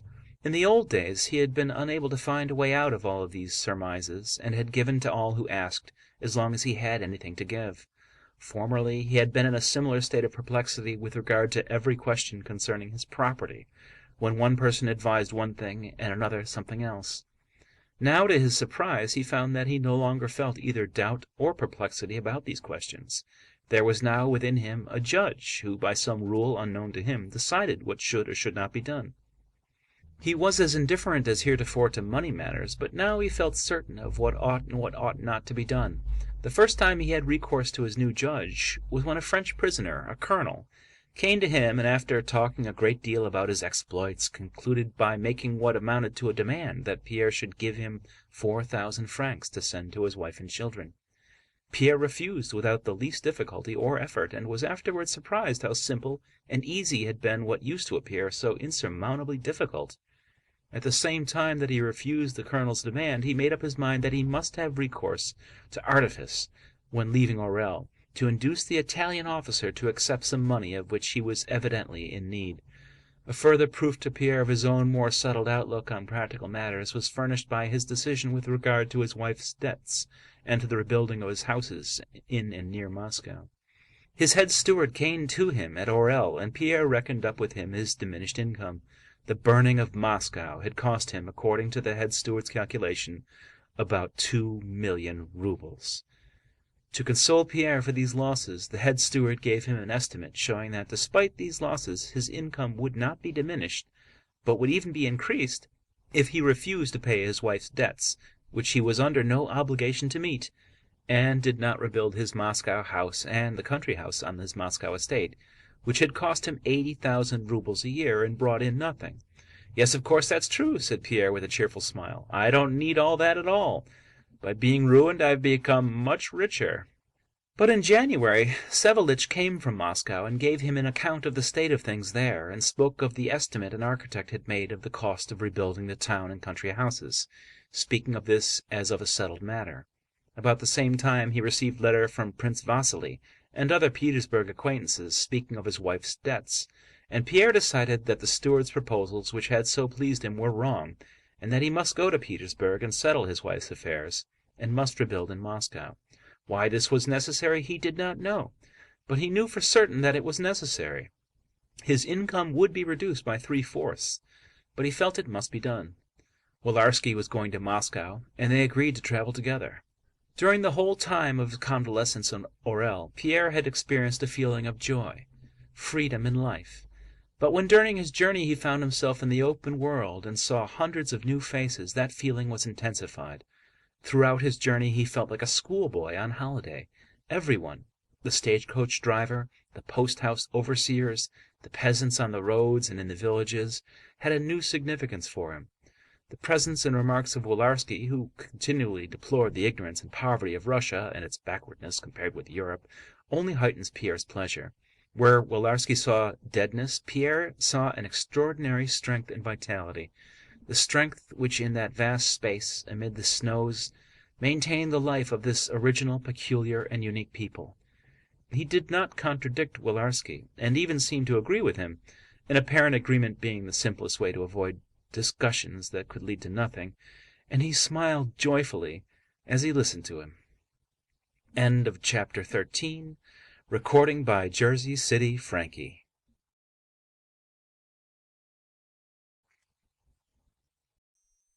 It would be difficult to explain why and whither ants whose heap has been destroyed are hurrying. Some from the heap dragging bits of rubbish, lava and corpses, others back to the heap, or why they jostle, overtake one another and fight. And it would be equally difficult to explain what caused the Russians, after the departure of the French, to throng to the place that had formerly been Moscow. But when we watch the ants round their ruined heap, the tenacity, energy, and immense number of the delving insects prove that despite the destruction of the heap, something indestructible, which though intangible is the real strength of the colony, still exists. And, similarly, though in Moscow in the month of October there was no government, no churches, shrines, riches, or houses, it was still the Moscow it had been in August. All was destroyed, except something intangible, yet powerful and indestructible. The motives of those who thronged from all sides to Moscow after it had been cleared of the enemy were most diverse and personal, and at first, for the most part, savage and brutal. One motive only they all had in common: a desire to get to the place that had been called Moscow, to apply their activities there. Within a week, Moscow already had 15,000 inhabitants, in a fortnight 25,000, and so on. By the autumn of 1813 the number, ever increasing and increasing, exceeded what it had been in 1812. The first Russians to enter Moscow were the Cossacks of Wintzingerode's detachment, peasants from the adjacent villages, and residents who had fled from Moscow and had been hiding in its vicinity. The Russians who entered Moscow, finding it plundered, plundered it in their turn. They continued what the French had begun. Trains of peasant carts came to Moscow to carry off to the villages what had been abandoned in the ruined houses and the streets. The Cossacks carried off what they could to their camps, and the householders seized all they could find in other houses and moved it to their own, pretending that it was their property. But the first plunderers were followed by a second and a third contingent, and with increasing numbers plundering became more and more difficult and assumed more definite forms. The French found Moscow abandoned, but with all the organizations of regular life, with diverse branches of commerce and craftsmanship, with luxury and governmental and religious institutions. These forms were lifeless, but still existed.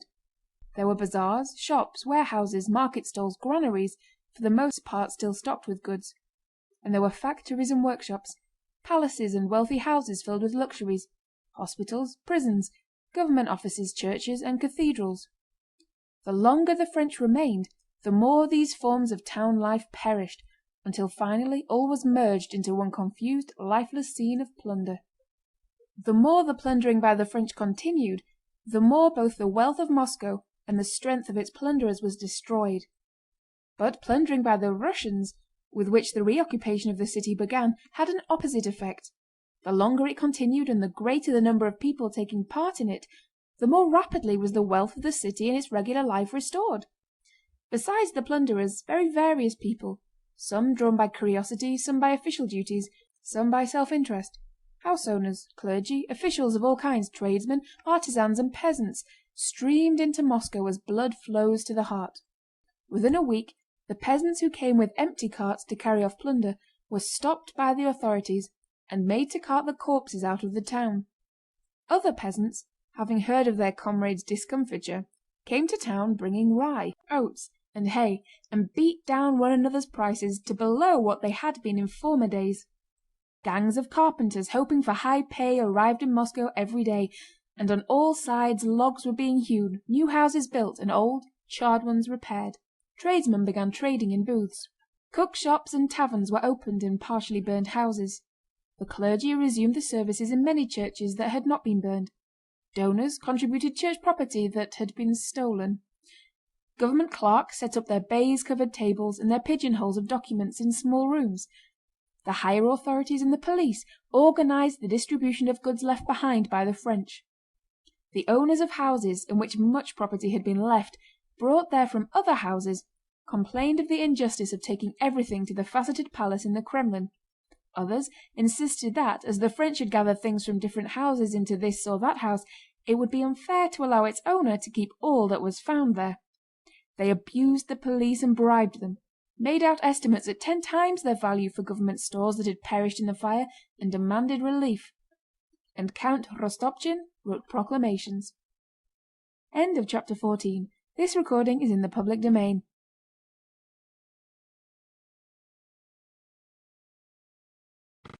At the end of January, Pierre went to Moscow and stayed in an annex of his house which had not been burned. He called on Count Rostopchín and on some acquaintances who were back in Moscow, and he intended to leave for Petersburg 2 days later. Everybody was celebrating the victory. Everything was bubbling with life in the ruined but reviving city. Everyone was pleased to see Pierre, everyone wished to meet him, and everyone questioned him about what he had seen. Pierre felt particularly well disposed toward them all, but was now instinctively on his guard for fear of binding himself in any way. To all questions put to him, whether important or quite trifling, such as, where would he live? Was he going to rebuild? When was he going to Petersburg? And would he mind taking a parcel for someone? He replied, yes, perhaps, or I think so, and so on. He had heard that the Rostovs were at Kostroma, but the thought of Natásha seldom occurred to him. If it did, it was only as a pleasant memory of the distant past. He felt himself not only free from social obligations, but also from that feeling which, it seemed to him, he had aroused in himself. On the third day after his arrival, he heard from the Drubetskoys that Princess Mary was in Moscow. The death, sufferings, and last days of Prince Andrew had often occupied Pierre's thoughts, and now recurred to him with fresh vividness. Having heard at dinner that Princess Mary was in Moscow, and living in her house, which had not been burned, in Vozdvizhenka Street, he drove that same evening to see her. On his way to the house, Pierre kept thinking of Prince Andrew, of their friendship, of his various meetings with him, and especially of the last one at Borodino. Is it possible that he died in the bitter frame of mind he was then in? Is it possible that the meaning of life was not disclosed to him before he died, thought Pierre. He recalled Karatev and his death and involuntarily began to compare these two men, so different and yet so similar in that they had both lived and both died, and in the love he felt for both of them. Pierre drove up to the house of the old prince in a most serious mood. The house had escaped the fire. It showed signs of damage, but its general aspect was unchanged. The old footman, who met Pierre with a stern face as if wishing to make the visitor feel that the absence of the old prince had not disturbed the order of things in the house, informed him that the princess had gone to her own apartments and that she received on Sundays. "Announce me. Perhaps she will see me," said Pierre. "Yes, sir," said the man. "Please step into the portrait gallery." A few minutes later the footman returned with Dessalles, who brought a word from the princess that she would be very glad to see Pierre if he would excuse her want of ceremony and come upstairs to her apartment. In a rather low room lit by one candle sat the princess, and with her another person dressed in black. Pierre remembered that the princess always had lady companions, but who they were and what they were like he never knew or remembered. This must be one of her companions, he thought, glancing at the lady in the black dress. The princess rose quickly to meet him and held out her hand. "Yes," she said, looking at his altered face after he had kissed her hand, "so this is how we meet again. He spoke of you even at the very last," she went on, turning her eyes from Pierre to her companion with a shyness that surprised him for an instant. "I was so glad to hear of your safety. It was the first piece of good news we had received for a long time." Again the princess glanced around at her companion with even more uneasiness in her manner, and was about to add something, but Pierre interrupted her. "Just imagine, I knew nothing about him," he said. "I thought he had been killed. All I know I heard at second hand from others. I only know that he fell in with the Rostovs. What a strange coincidence." Pierre spoke rapidly and with animation.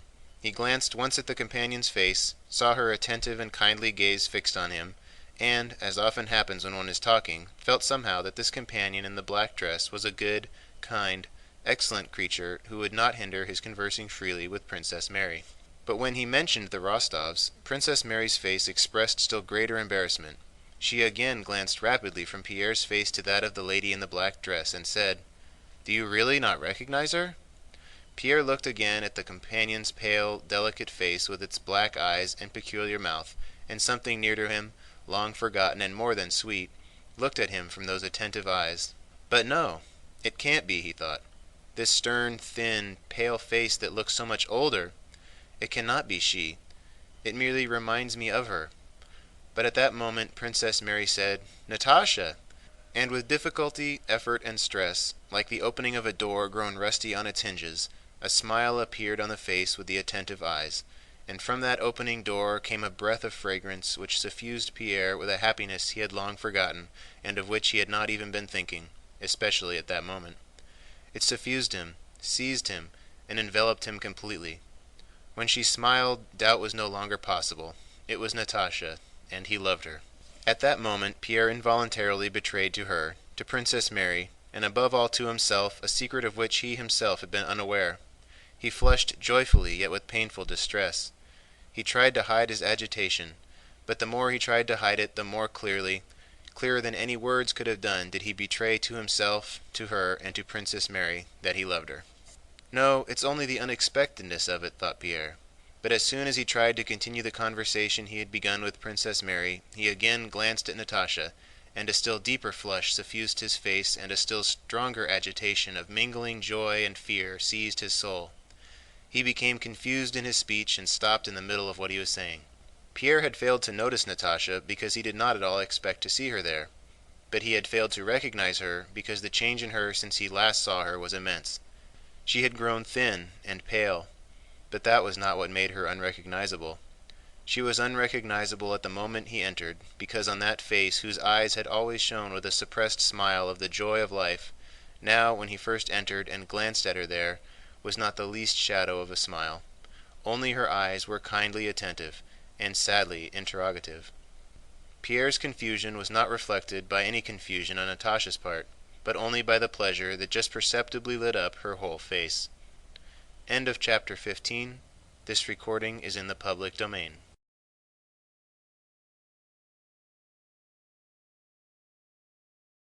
"She has come to stay with me," said Princess Mary. "The Count and Countess will be here in a few days. The Countess is in a dreadful state, but it was necessary for Natásha herself to see a doctor. They insisted on her coming with me." "Yes. Is there a family free from sorrow now?" said Pierre, addressing Natásha. "You know it happened the very day we were rescued. I saw him. What a delightful boy he was." Natásha looked up at him, and by way of answer to his words her eyes widened and lit up. "What can one say or think of as a consolation?" said Pierre. "Nothing. Why has such a splendid boy, so full of life, to die?" "Yes, in these days it would be hard to live without faith," remarked Princess Mary. Yes, that is really true," Pierre hastily interrupted her. "Why is it true?" Natásha asked, looking attentively into Pierre's eyes. "How can you ask why?" said Princess Mary. The thought alone of what awaits... Natásha, without waiting for Princess Mary to finish, again looked inquiringly at Pierre. "And because," Pierre continued, "only one who believes that there is a God ruling us can bear a loss such as hers and yours." Natásha had already opened her mouth to speak, but suddenly stopped. Pierre hurriedly turned away from her and again addressed Princess Mary, asking about his friend's last days. Pierre's confusion had now almost vanished, but at the same time he felt that his freedom had also completely gone. He felt that there was now a judge of his every word and action, whose judgment mattered more to him than of all the rest of the world. As he spoke now he was considering what impression his words would make on Natásha. He did not purposefully say things to please her, but whatever he was saying he regarded from her standpoint. Princess Mary, reluctantly, as is usual in such cases, began telling of the condition in which she had found Prince Andrew. But Pierre's face, quivering with emotion, his questions and his eager, restless expression, gradually compelled her to go into details which she feared to recall for her own sake.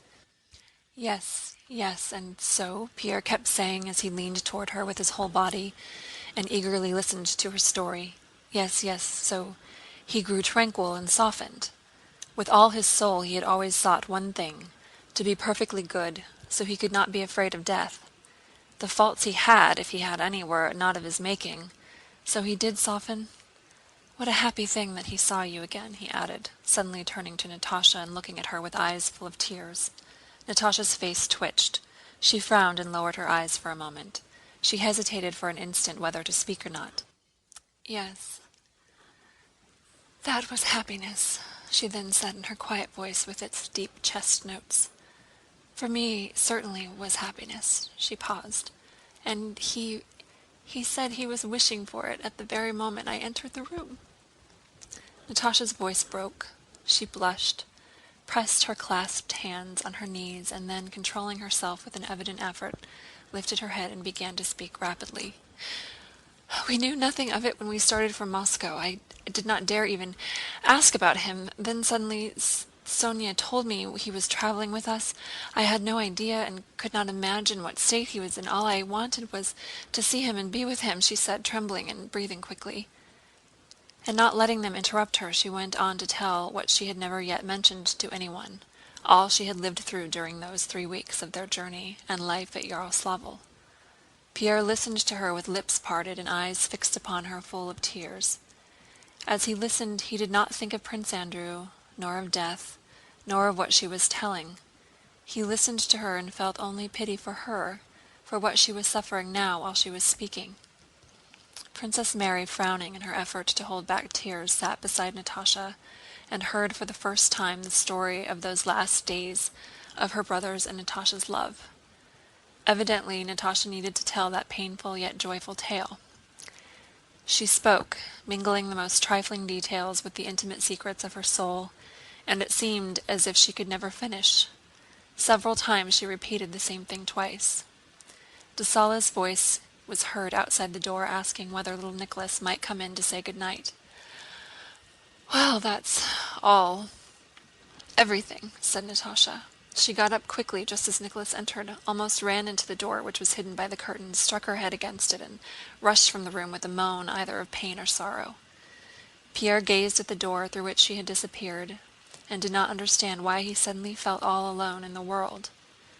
Princess Mary roused him from his abstraction by drawing his attention to her nephew who had entered the room. At that moment of emotional tenderness, young Nicholas's face, which resembled his father's, affected Pierre so much that when he had kissed the boy, he got up quickly, took out his handkerchief, and went to the window. He wished to take leave of Princess Mary, but she would not let him go. "No, Natásha and I sometimes don't go to sleep till after 2, so please don't go. I will order supper. Go downstairs. We will come immediately." Before Pierre left the room, Princess Mary told him, "This is the first time she has talked of him like that." End of War and Peace, Book 15, Chapter 16.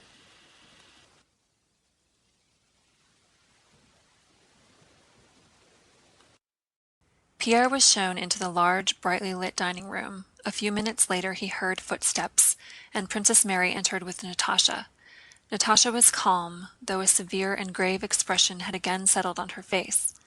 They all three of them now experienced that feeling of awkwardness which usually follows after a serious and heartfelt talk. It is impossible to go back to the same conversation. To talk of trifles is awkward, and yet the desire to speak is there, and silence seems like affectation. They went silently to the table. The footman drew back the chairs and pushed them up again. Pierre unfolded his cold table napkin and, resolving to break the silence, looked at Natásha and Princess Mary. They had evidently both formed the same resolution. The eyes of both shone with satisfaction and a confession that besides sorrow, life also has joy. "Do you take vodka, Count?" asked Princess Mary, and those words suddenly banished the shadows of the past. "Now tell us about yourself," she said. "One hears such improbable wonders about you." "Yes," replied Pierre with a smile of mild irony, now habitual to him. "They even tell me wonders I myself never dreamed of. Mary Abramova invited me over to her house and kept telling me what had happened, or ought to have happened to me. Stefan Stepanich also instructed me how I ought to tell of my experiences. In general, I have noticed that it is very easy to be an interesting man. I am an interesting man now. People invite me out and tell me all about myself." Natásha smiled and was on the point of speaking. "We have been told," Princess Mary interrupted her, "that you lost 2 million in Moscow. Is that true?" "But I am 3 times as rich as before," returned Pierre. Though the position was now altered by his decision to pay his wife's debts and to rebuild his houses, Pierre still maintained that he had become 3 times as rich as before.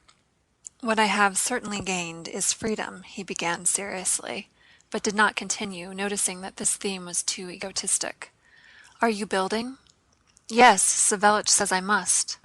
"Tell me, did you not know of the Countess's death when you decided to remain in Moscow?" asked Princess Mary, and immediately blushed, noticing that her question, following his mention of freedom, ascribed to his words a meaning he had perhaps not intended. "No," answered Pierre, evidently not considering awkward the meaning Princess Mary had given to his words. "I heard of it in Orël, and you cannot imagine how it shocked me. We were not an exemplary couple, he added quickly, glancing at Natásha and noticing on her face curiosity as to how he would speak of his wife. But her death shocked me terribly. When two people quarrel, they are always both at fault, and one's own guilt suddenly becomes terribly serious when the other is no longer alive. And then such a death, without friends and without consolation. I am very, very sorry for her, he concluded, and was pleased to notice a look of glad approval on Natásha's face. Yes, and so you are once more an eligible bachelor, said Princess Mary.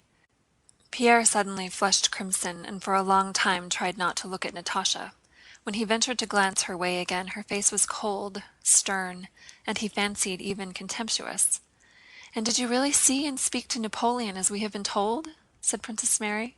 Pierre laughed. "No, not once. Everybody seems to imagine that being taken prisoner means being Napoleon's guest. Not only did I never see him, but I heard nothing about him. I was in much lower company." Supper was over, and Pierre, who at first declined to speak about his captivity, was gradually led on to do so. "But is it true that you remained in Moscow to kill Napoleon?" Natásha asked with a slight smile. "I guessed it when we met at the Sukharov Tower, do you remember?" Pierre admitted that it was true, and from that was gradually led by Princess Mary's questions, and especially by Natásha's, into giving a detailed account of his adventures. At first he spoke with the amused and mild irony now customary with him toward everybody, and especially toward himself, but when he came to describe the horrors and sufferings he had witnessed, he was unconsciously carried away and began speaking with the suppressed emotion of a man re-experiencing in recollection strong impressions he has lived through.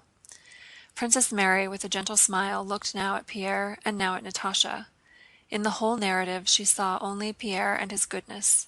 Natásha, leaning on her elbow, the expression of her face constantly changing with the narrative, watched Pierre with an attention that never wandered, evidently herself experiencing all that he described. Not only her look, but her exclamations and the brief questions she put showed Pierre that she understood just what he wished to convey. It was clear that she understood not only what he said, but also what he wished to, but could not, express in words. The account Pierre gave of the incident with the child and the woman for protecting whom he was arrested was this. It was an awful sight. Children abandoned, some in the flames. One was snatched out before my eyes, and there were women who had their things snatched off and their earrings torn out. He flushed and grew confused. Then a patrol arrived, and all the men, all those who were not looting, that is, were arrested, and I among them. "I'm sure you're not telling us everything. I'm sure you did something," said Natásha, pausing, and added, "Something fine?" Pierre continued. When he spoke of the execution he wanted to pass over the horrible details, but Natásha insisted that he should not omit anything. Pierre began to tell about Karatáev, but paused.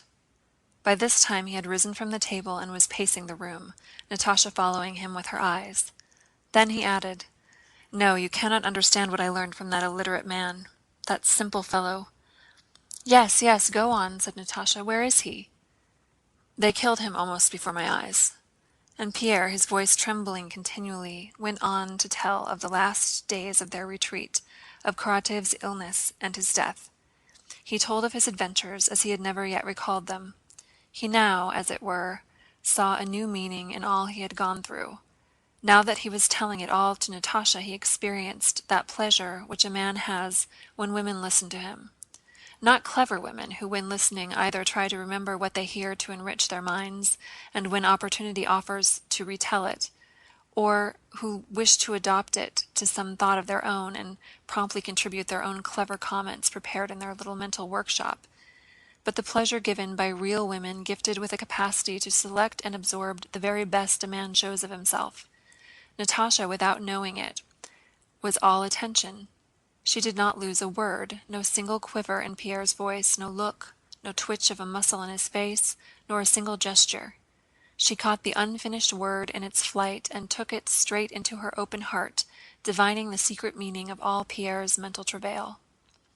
Princess Mary understood his story and sympathized with him, but she now saw something else that absorbed all her attention. She saw the possibility of love and happiness between Natásha and Pierre, and the first thought of this filled her heart with gladness. It was 3 o'clock in the morning. The footmen came in with sad and stern faces to change the candles, but no one noticed them. Pierre had finished his story. Natásha continued to look at him intently with bright, attentive, and animated eyes, as if trying to understand something more which he had perhaps left untold. Pierre, in shamefaced and happy confusion, glanced occasionally at her, and tried to think what to say next to introduce a fresh subject. Princess Mary was silent. It occurred to none of them that it was 3 o'clock and time to go to bed. "People speak of misfortunes and sufferings," remarked Pierre. "But if at this moment I were asked, would you rather be what you were before you were taken prisoner, or go through all this again, then for heaven's sake let me have captivity and horseflesh. We imagine that when we are thrown out of our usual ruts all is lost, but it is only then that what is new and good begins. While there is life, there is happiness. There is much, much before us. I say this to you," he added, turning to Natásha. "Yes, yes," she said, answering something quite different. "I too should wish nothing but to relive all of it from the beginning." Pierre looked intently at her. "Yes, and nothing more," said Natásha. "It's not true, not true," cried Pierre. "I am not to blame for being alive and wishing to live, nor you either." Suddenly Natásha bent her head, covered her face with her hands, and began to cry. "What is it, Natásha?" said Princess Mary. "Nothing, nothing." She smiled at Pierre through her tears. "Good night. It is time for bed." Pierre rose and took his leave. Princess Mary met Natásha as usual in the bedroom. They talked of what Pierre had told them. Princess Mary did not express her opinion of Pierre, nor did Natásha speak of him. "Well, good night, Mary," said Natásha. "Do you know, I'm often afraid, by not speaking of him," she meant Prince Andrew, "for fear of not doing justice to our feelings. We forget him." Princess Mary sighed deeply, and thereby acknowledged the justice of Natásha's remark, but she did not express agreement in words. "Is it possible to forget?" she said. "It did me so much good to tell all about it today. It was a hard and painful, but good, very good," said Natásha. "I'm sure he really loved him. That's why I told him. Was it all right?" she added, suddenly blushing. "To tell Pierre? Oh yes. What a splendid man he is," said Princess Mary. "Do you know, Mary," Natásha suddenly said with a mischievous smile, such as Princess Mary had not seen on her face for a long time, "he has somehow grown so clean, smooth, and fresh, as if he had just come out of a Russian bath. Do you understand? Out of a moral bath. Isn't it true?" "Yes," replied Princess Mary. "He has greatly improved.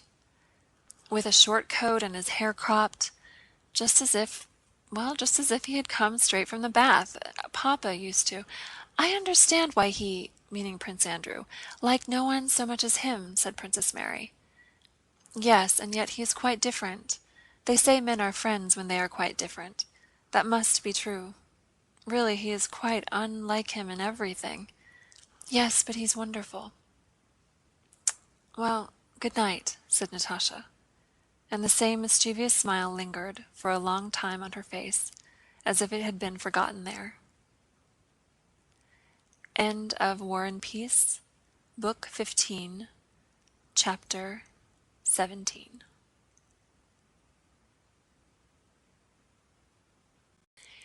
It was a long time before Pierre could fall asleep that night. He paced up and down his room, now turning his thoughts on a different problem and frowning, now suddenly shrugging his shoulders and wincing, and now smiling happily. He was thinking of Prince Andrew, of Natásha, and of their love, at one moment jealous of her past, then reproaching himself for that feeling. It was already 6 in the morning, and he still paced up and down the room. Well, what's to be done if it cannot be avoided? What's to be done?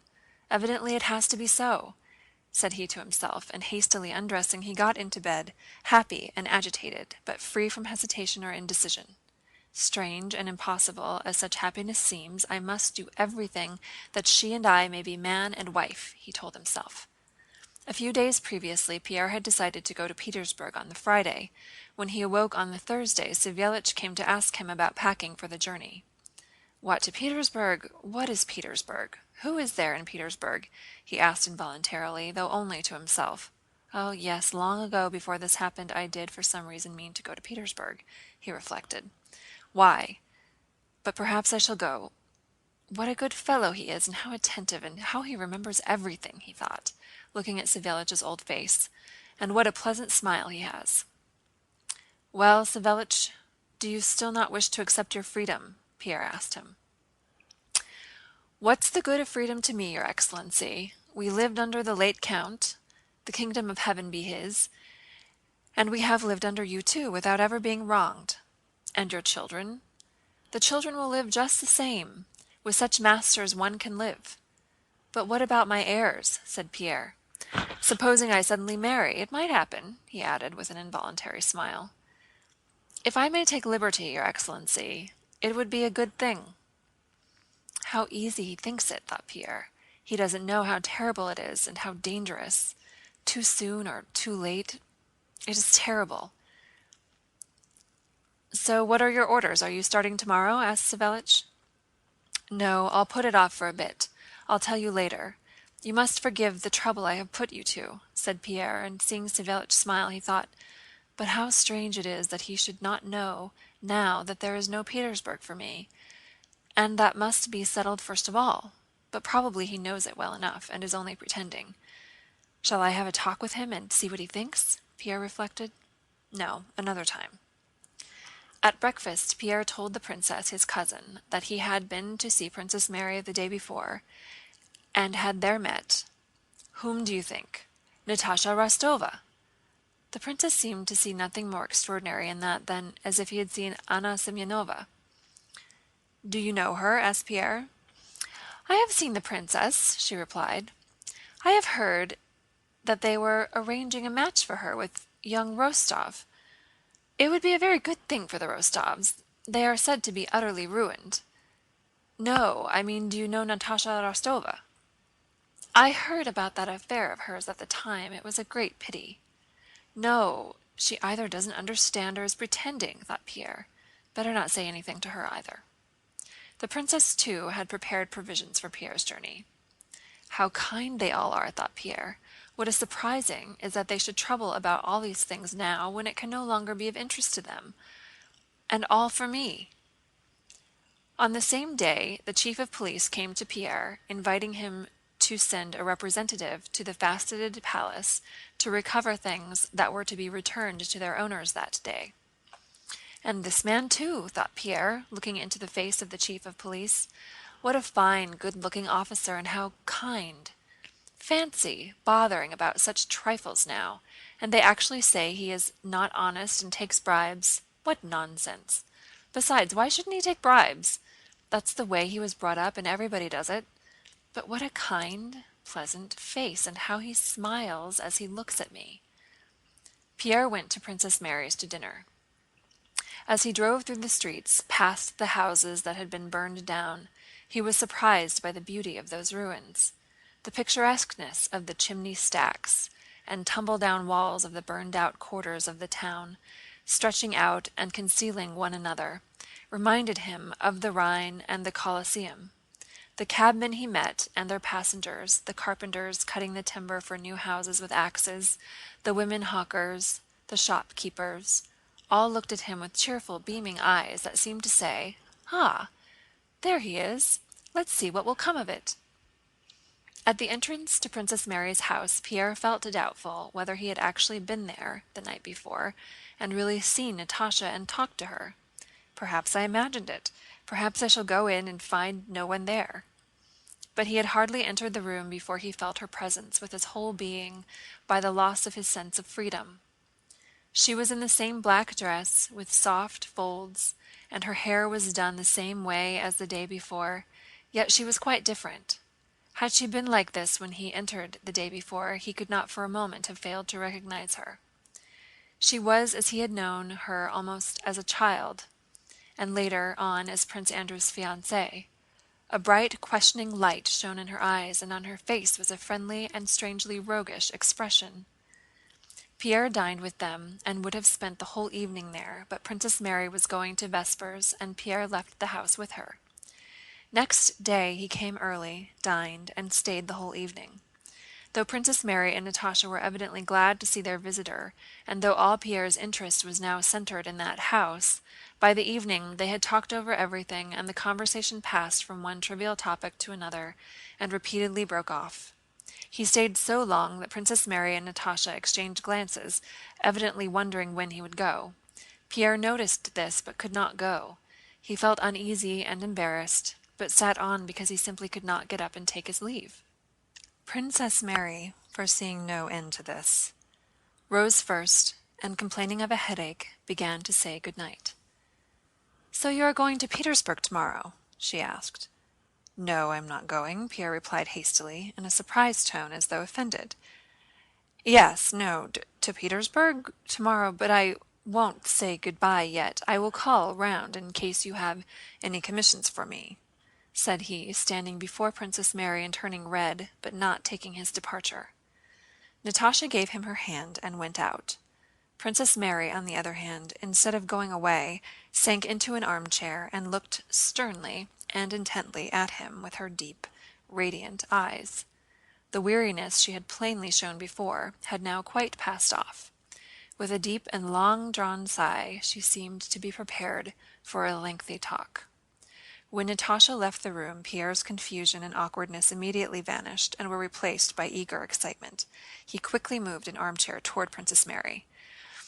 "Yes, I wanted to tell you," said he, answering her look as if she had spoken. "Princess, help me. What am I to do? Can I hope? Princess, my dear friend, listen. I know all. I know I am not worthy of her. I know it's impossible to speak of it now. But I want to be a brother to her. No, not that. I can't." He paused and rubbed his face and eyes with his hands.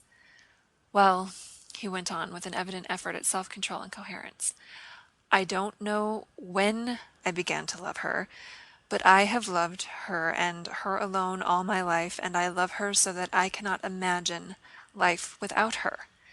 I cannot propose to her at present, but the thought that perhaps she might some day be my wife and that I may be missing that possibility is terrible. Tell me, can I hope? Tell me what I am to do, dear princess," he added after a pause, and touched her hand as she did not reply. "I am thinking of what you have told me," answered Princess Mary. "This is what I will say. You are right that to speak of her love at present—" Princess Mary stopped. She was going to say that to speak of love was impossible, but she stopped because she had seen by the sudden change in Natásha 2 days before that she would not only not be hurt if Pierre spoke of his love, but that it was the very thing she wished for. "To speak to her now wouldn't do," said Princess Mary all the same. "But what am I to do?" "Leave it to me," said Princess Mary. "I know." Pierre was looking into Princess Mary's eyes. "Well?" "Well?" he said. "I know that she will love you," Princess Mary corrected herself. Before her words were out, Pierre had sprung up and with a frightened expression seized Princess Mary's hand. "What makes you think so? You think I may hope? You think—" "Yes, I think so," said Princess Mary with a smile. "Write to her parents and leave it to me. I will tell her when I can. I wish it to happen and my heart tells me it will." "No, it cannot be. How happy I am, but it can't be. How happy I am. No, it can't be," Pierre kept saying as he kissed Princess Mary's hands. "Go to Petersburg. That will be best, and I will write to you," she said. "To Petersburg? Go there? Very well, I'll go, but I may come again tomorrow?" Next day Pierre came to say goodbye. Natásha was less animated than she had been the day before, but that day, as he looked at her, Pierre sometimes felt as if he was vanishing, and that neither he nor she existed any longer, that nothing existed but happiness. "Is it possible? No, it cannot be," he told himself at every look, gesture, and word that filled his soul with joy. When on saying goodbye, he took her thin, slender hand, he could not help holding it a little longer in his own. Is it possible that this hand, that face, those eyes, all this treasure of feminine charm so strange to me now, is it possible that it will one day be mine forever, as familiar to me as I am to myself? No, that's impossible. "Goodbye, Count," she said aloud. "I shall look forward very much to your return," she added in a whisper.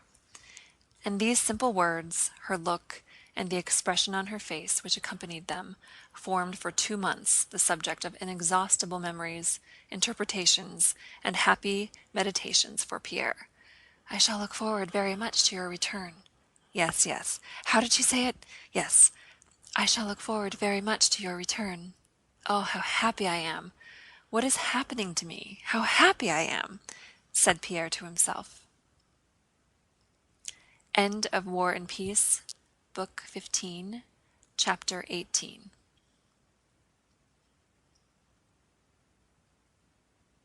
There was nothing in Pierre's soul now at all like what had troubled it during his courtship of Helene. He did not repeat himself with a sickening feeling of shame at the words he had spoken, or say, "Oh, why did I say that, and whatever made me say je vous aime?"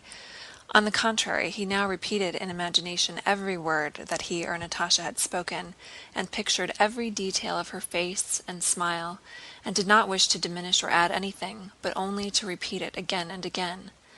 There was now not a shadow of doubt in his mind as to whether what he had undertaken was right or wrong.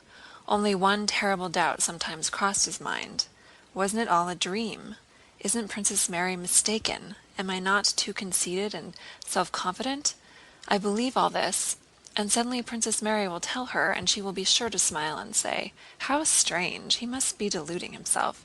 Doesn't he know that he is a man, just a man, while I am something altogether different and higher?" That was the only doubt often troubling Pierre. He did not now make any plans. The happiness before him appeared so inconceivable that if only he could attain it, it would be the end of all things. Everything ended with that. A joyful, unexpected frenzy of which he had thought himself incapable possessed him. The whole meaning of life, not for him alone but for the whole world, seemed to him centered in his love and the possibility of being loved by her. At times everybody seemed to him to be occupied with one thing only, his future happiness. Sometimes it seemed to him that other people were all as pleased as he was himself, and merely tried to hide that pleasure by pretending to be busy with other interests. In every word and gesture he saw allusions to his happiness. He often surprised those he met by his significantly happy looks and smiles, which seemed to express a secret understanding between him and them. And when he realized that people might not be aware of his happiness, he pitied them with his whole heart and felt a desire somehow to explain to them that all that occupied them was a mere frivolous trifle unworthy of attention. When it was suggested to him that he should enter the civil service, or when the war or any general political affairs were discussed on the assumption that everybody's welfare depended on this or that issue of events, he would listen with a mild, pitying smile and surprise people by his strange comments. But at this time he saw everybody, both those who, as he imagined, understood the real meaning of life, that is, what he was feeling, and those unfortunates who evidently did not understand it, in the bright light of the emotion that shone within himself, and at once, without any effort, saw in everyone he met everything that was good and worthy of being loved. When dealing with the affairs and papers of his dead wife, her memory aroused in him no feeling but pity that she had not known the bliss he now knew. Prince Vasíli, who having obtained a new post and some fresh decorations, was particularly proud at this time, seemed to him a pathetic, kindly old man, much to be pitied. Often in after life Pierre recalled this period of blissful insanity. All the views he formed of men and circumstances at this time remained true for him always. He not only did not renounce them subsequently, but when he was in doubt or inwardly at variance, he referred to the views he had held at this time of his madness, and they always proved correct. I may have appeared strange and queer then, he thought, but I was not so mad as I seemed. On the contrary, I was then wiser, and had more insight than at any other time, and understood all that is worth understanding in life because I was happy. Pierre's insanity consisted in not waiting, as he used to do, to discover personal attributes which he termed good qualities in people before loving them. His heart was now overflowing with love, and by loving people without cause he discovered indubitable causes for loving them. End of chapter 19.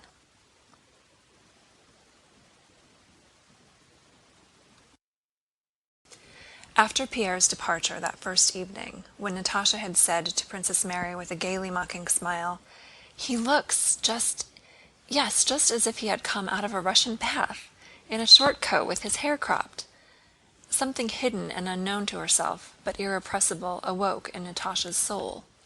Everything, her face, walk, look, and voice, was suddenly altered. To her own surprise, a power of life and hope, of happiness rose to the surface and demanded satisfaction. From that evening she seemed to have forgotten all that had happened to her. She no longer complained of her position, did not say a word about the past, and no longer feared to make happy plans for the future. She spoke little of Pierre, but when Princess Mary mentioned him, a long extinguished light once more kindled in her eyes, and her lips curved with a strange smile. The change that took place in Natásha at first surprised Princess Mary, but when she understood its meaning, it grieved her. "Can she have loved my brother so little as to be able to forget him so soon?" she thought, when she reflected on the change. But when she was with Natásha, she was not vexed with her and did not reproach her.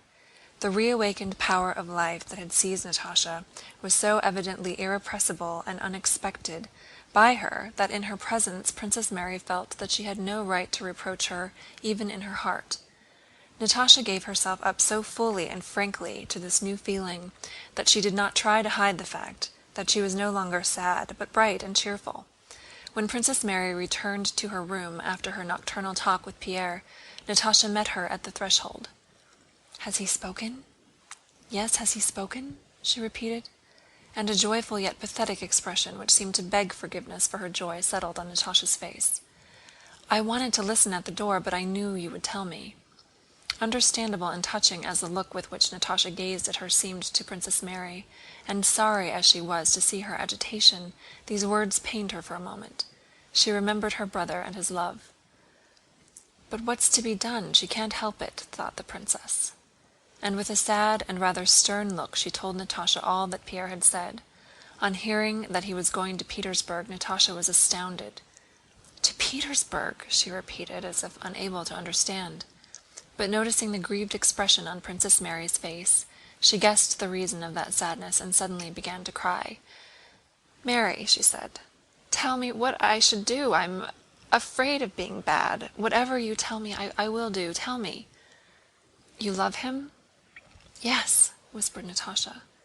"Then why are you crying? I'm happy for your sake," said Princess Mary, who, because of those tears, quite forgave Natásha's joy.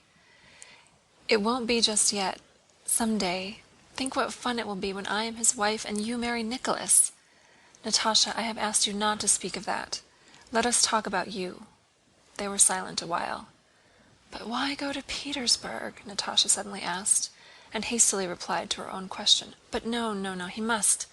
Yes, Mary, he must."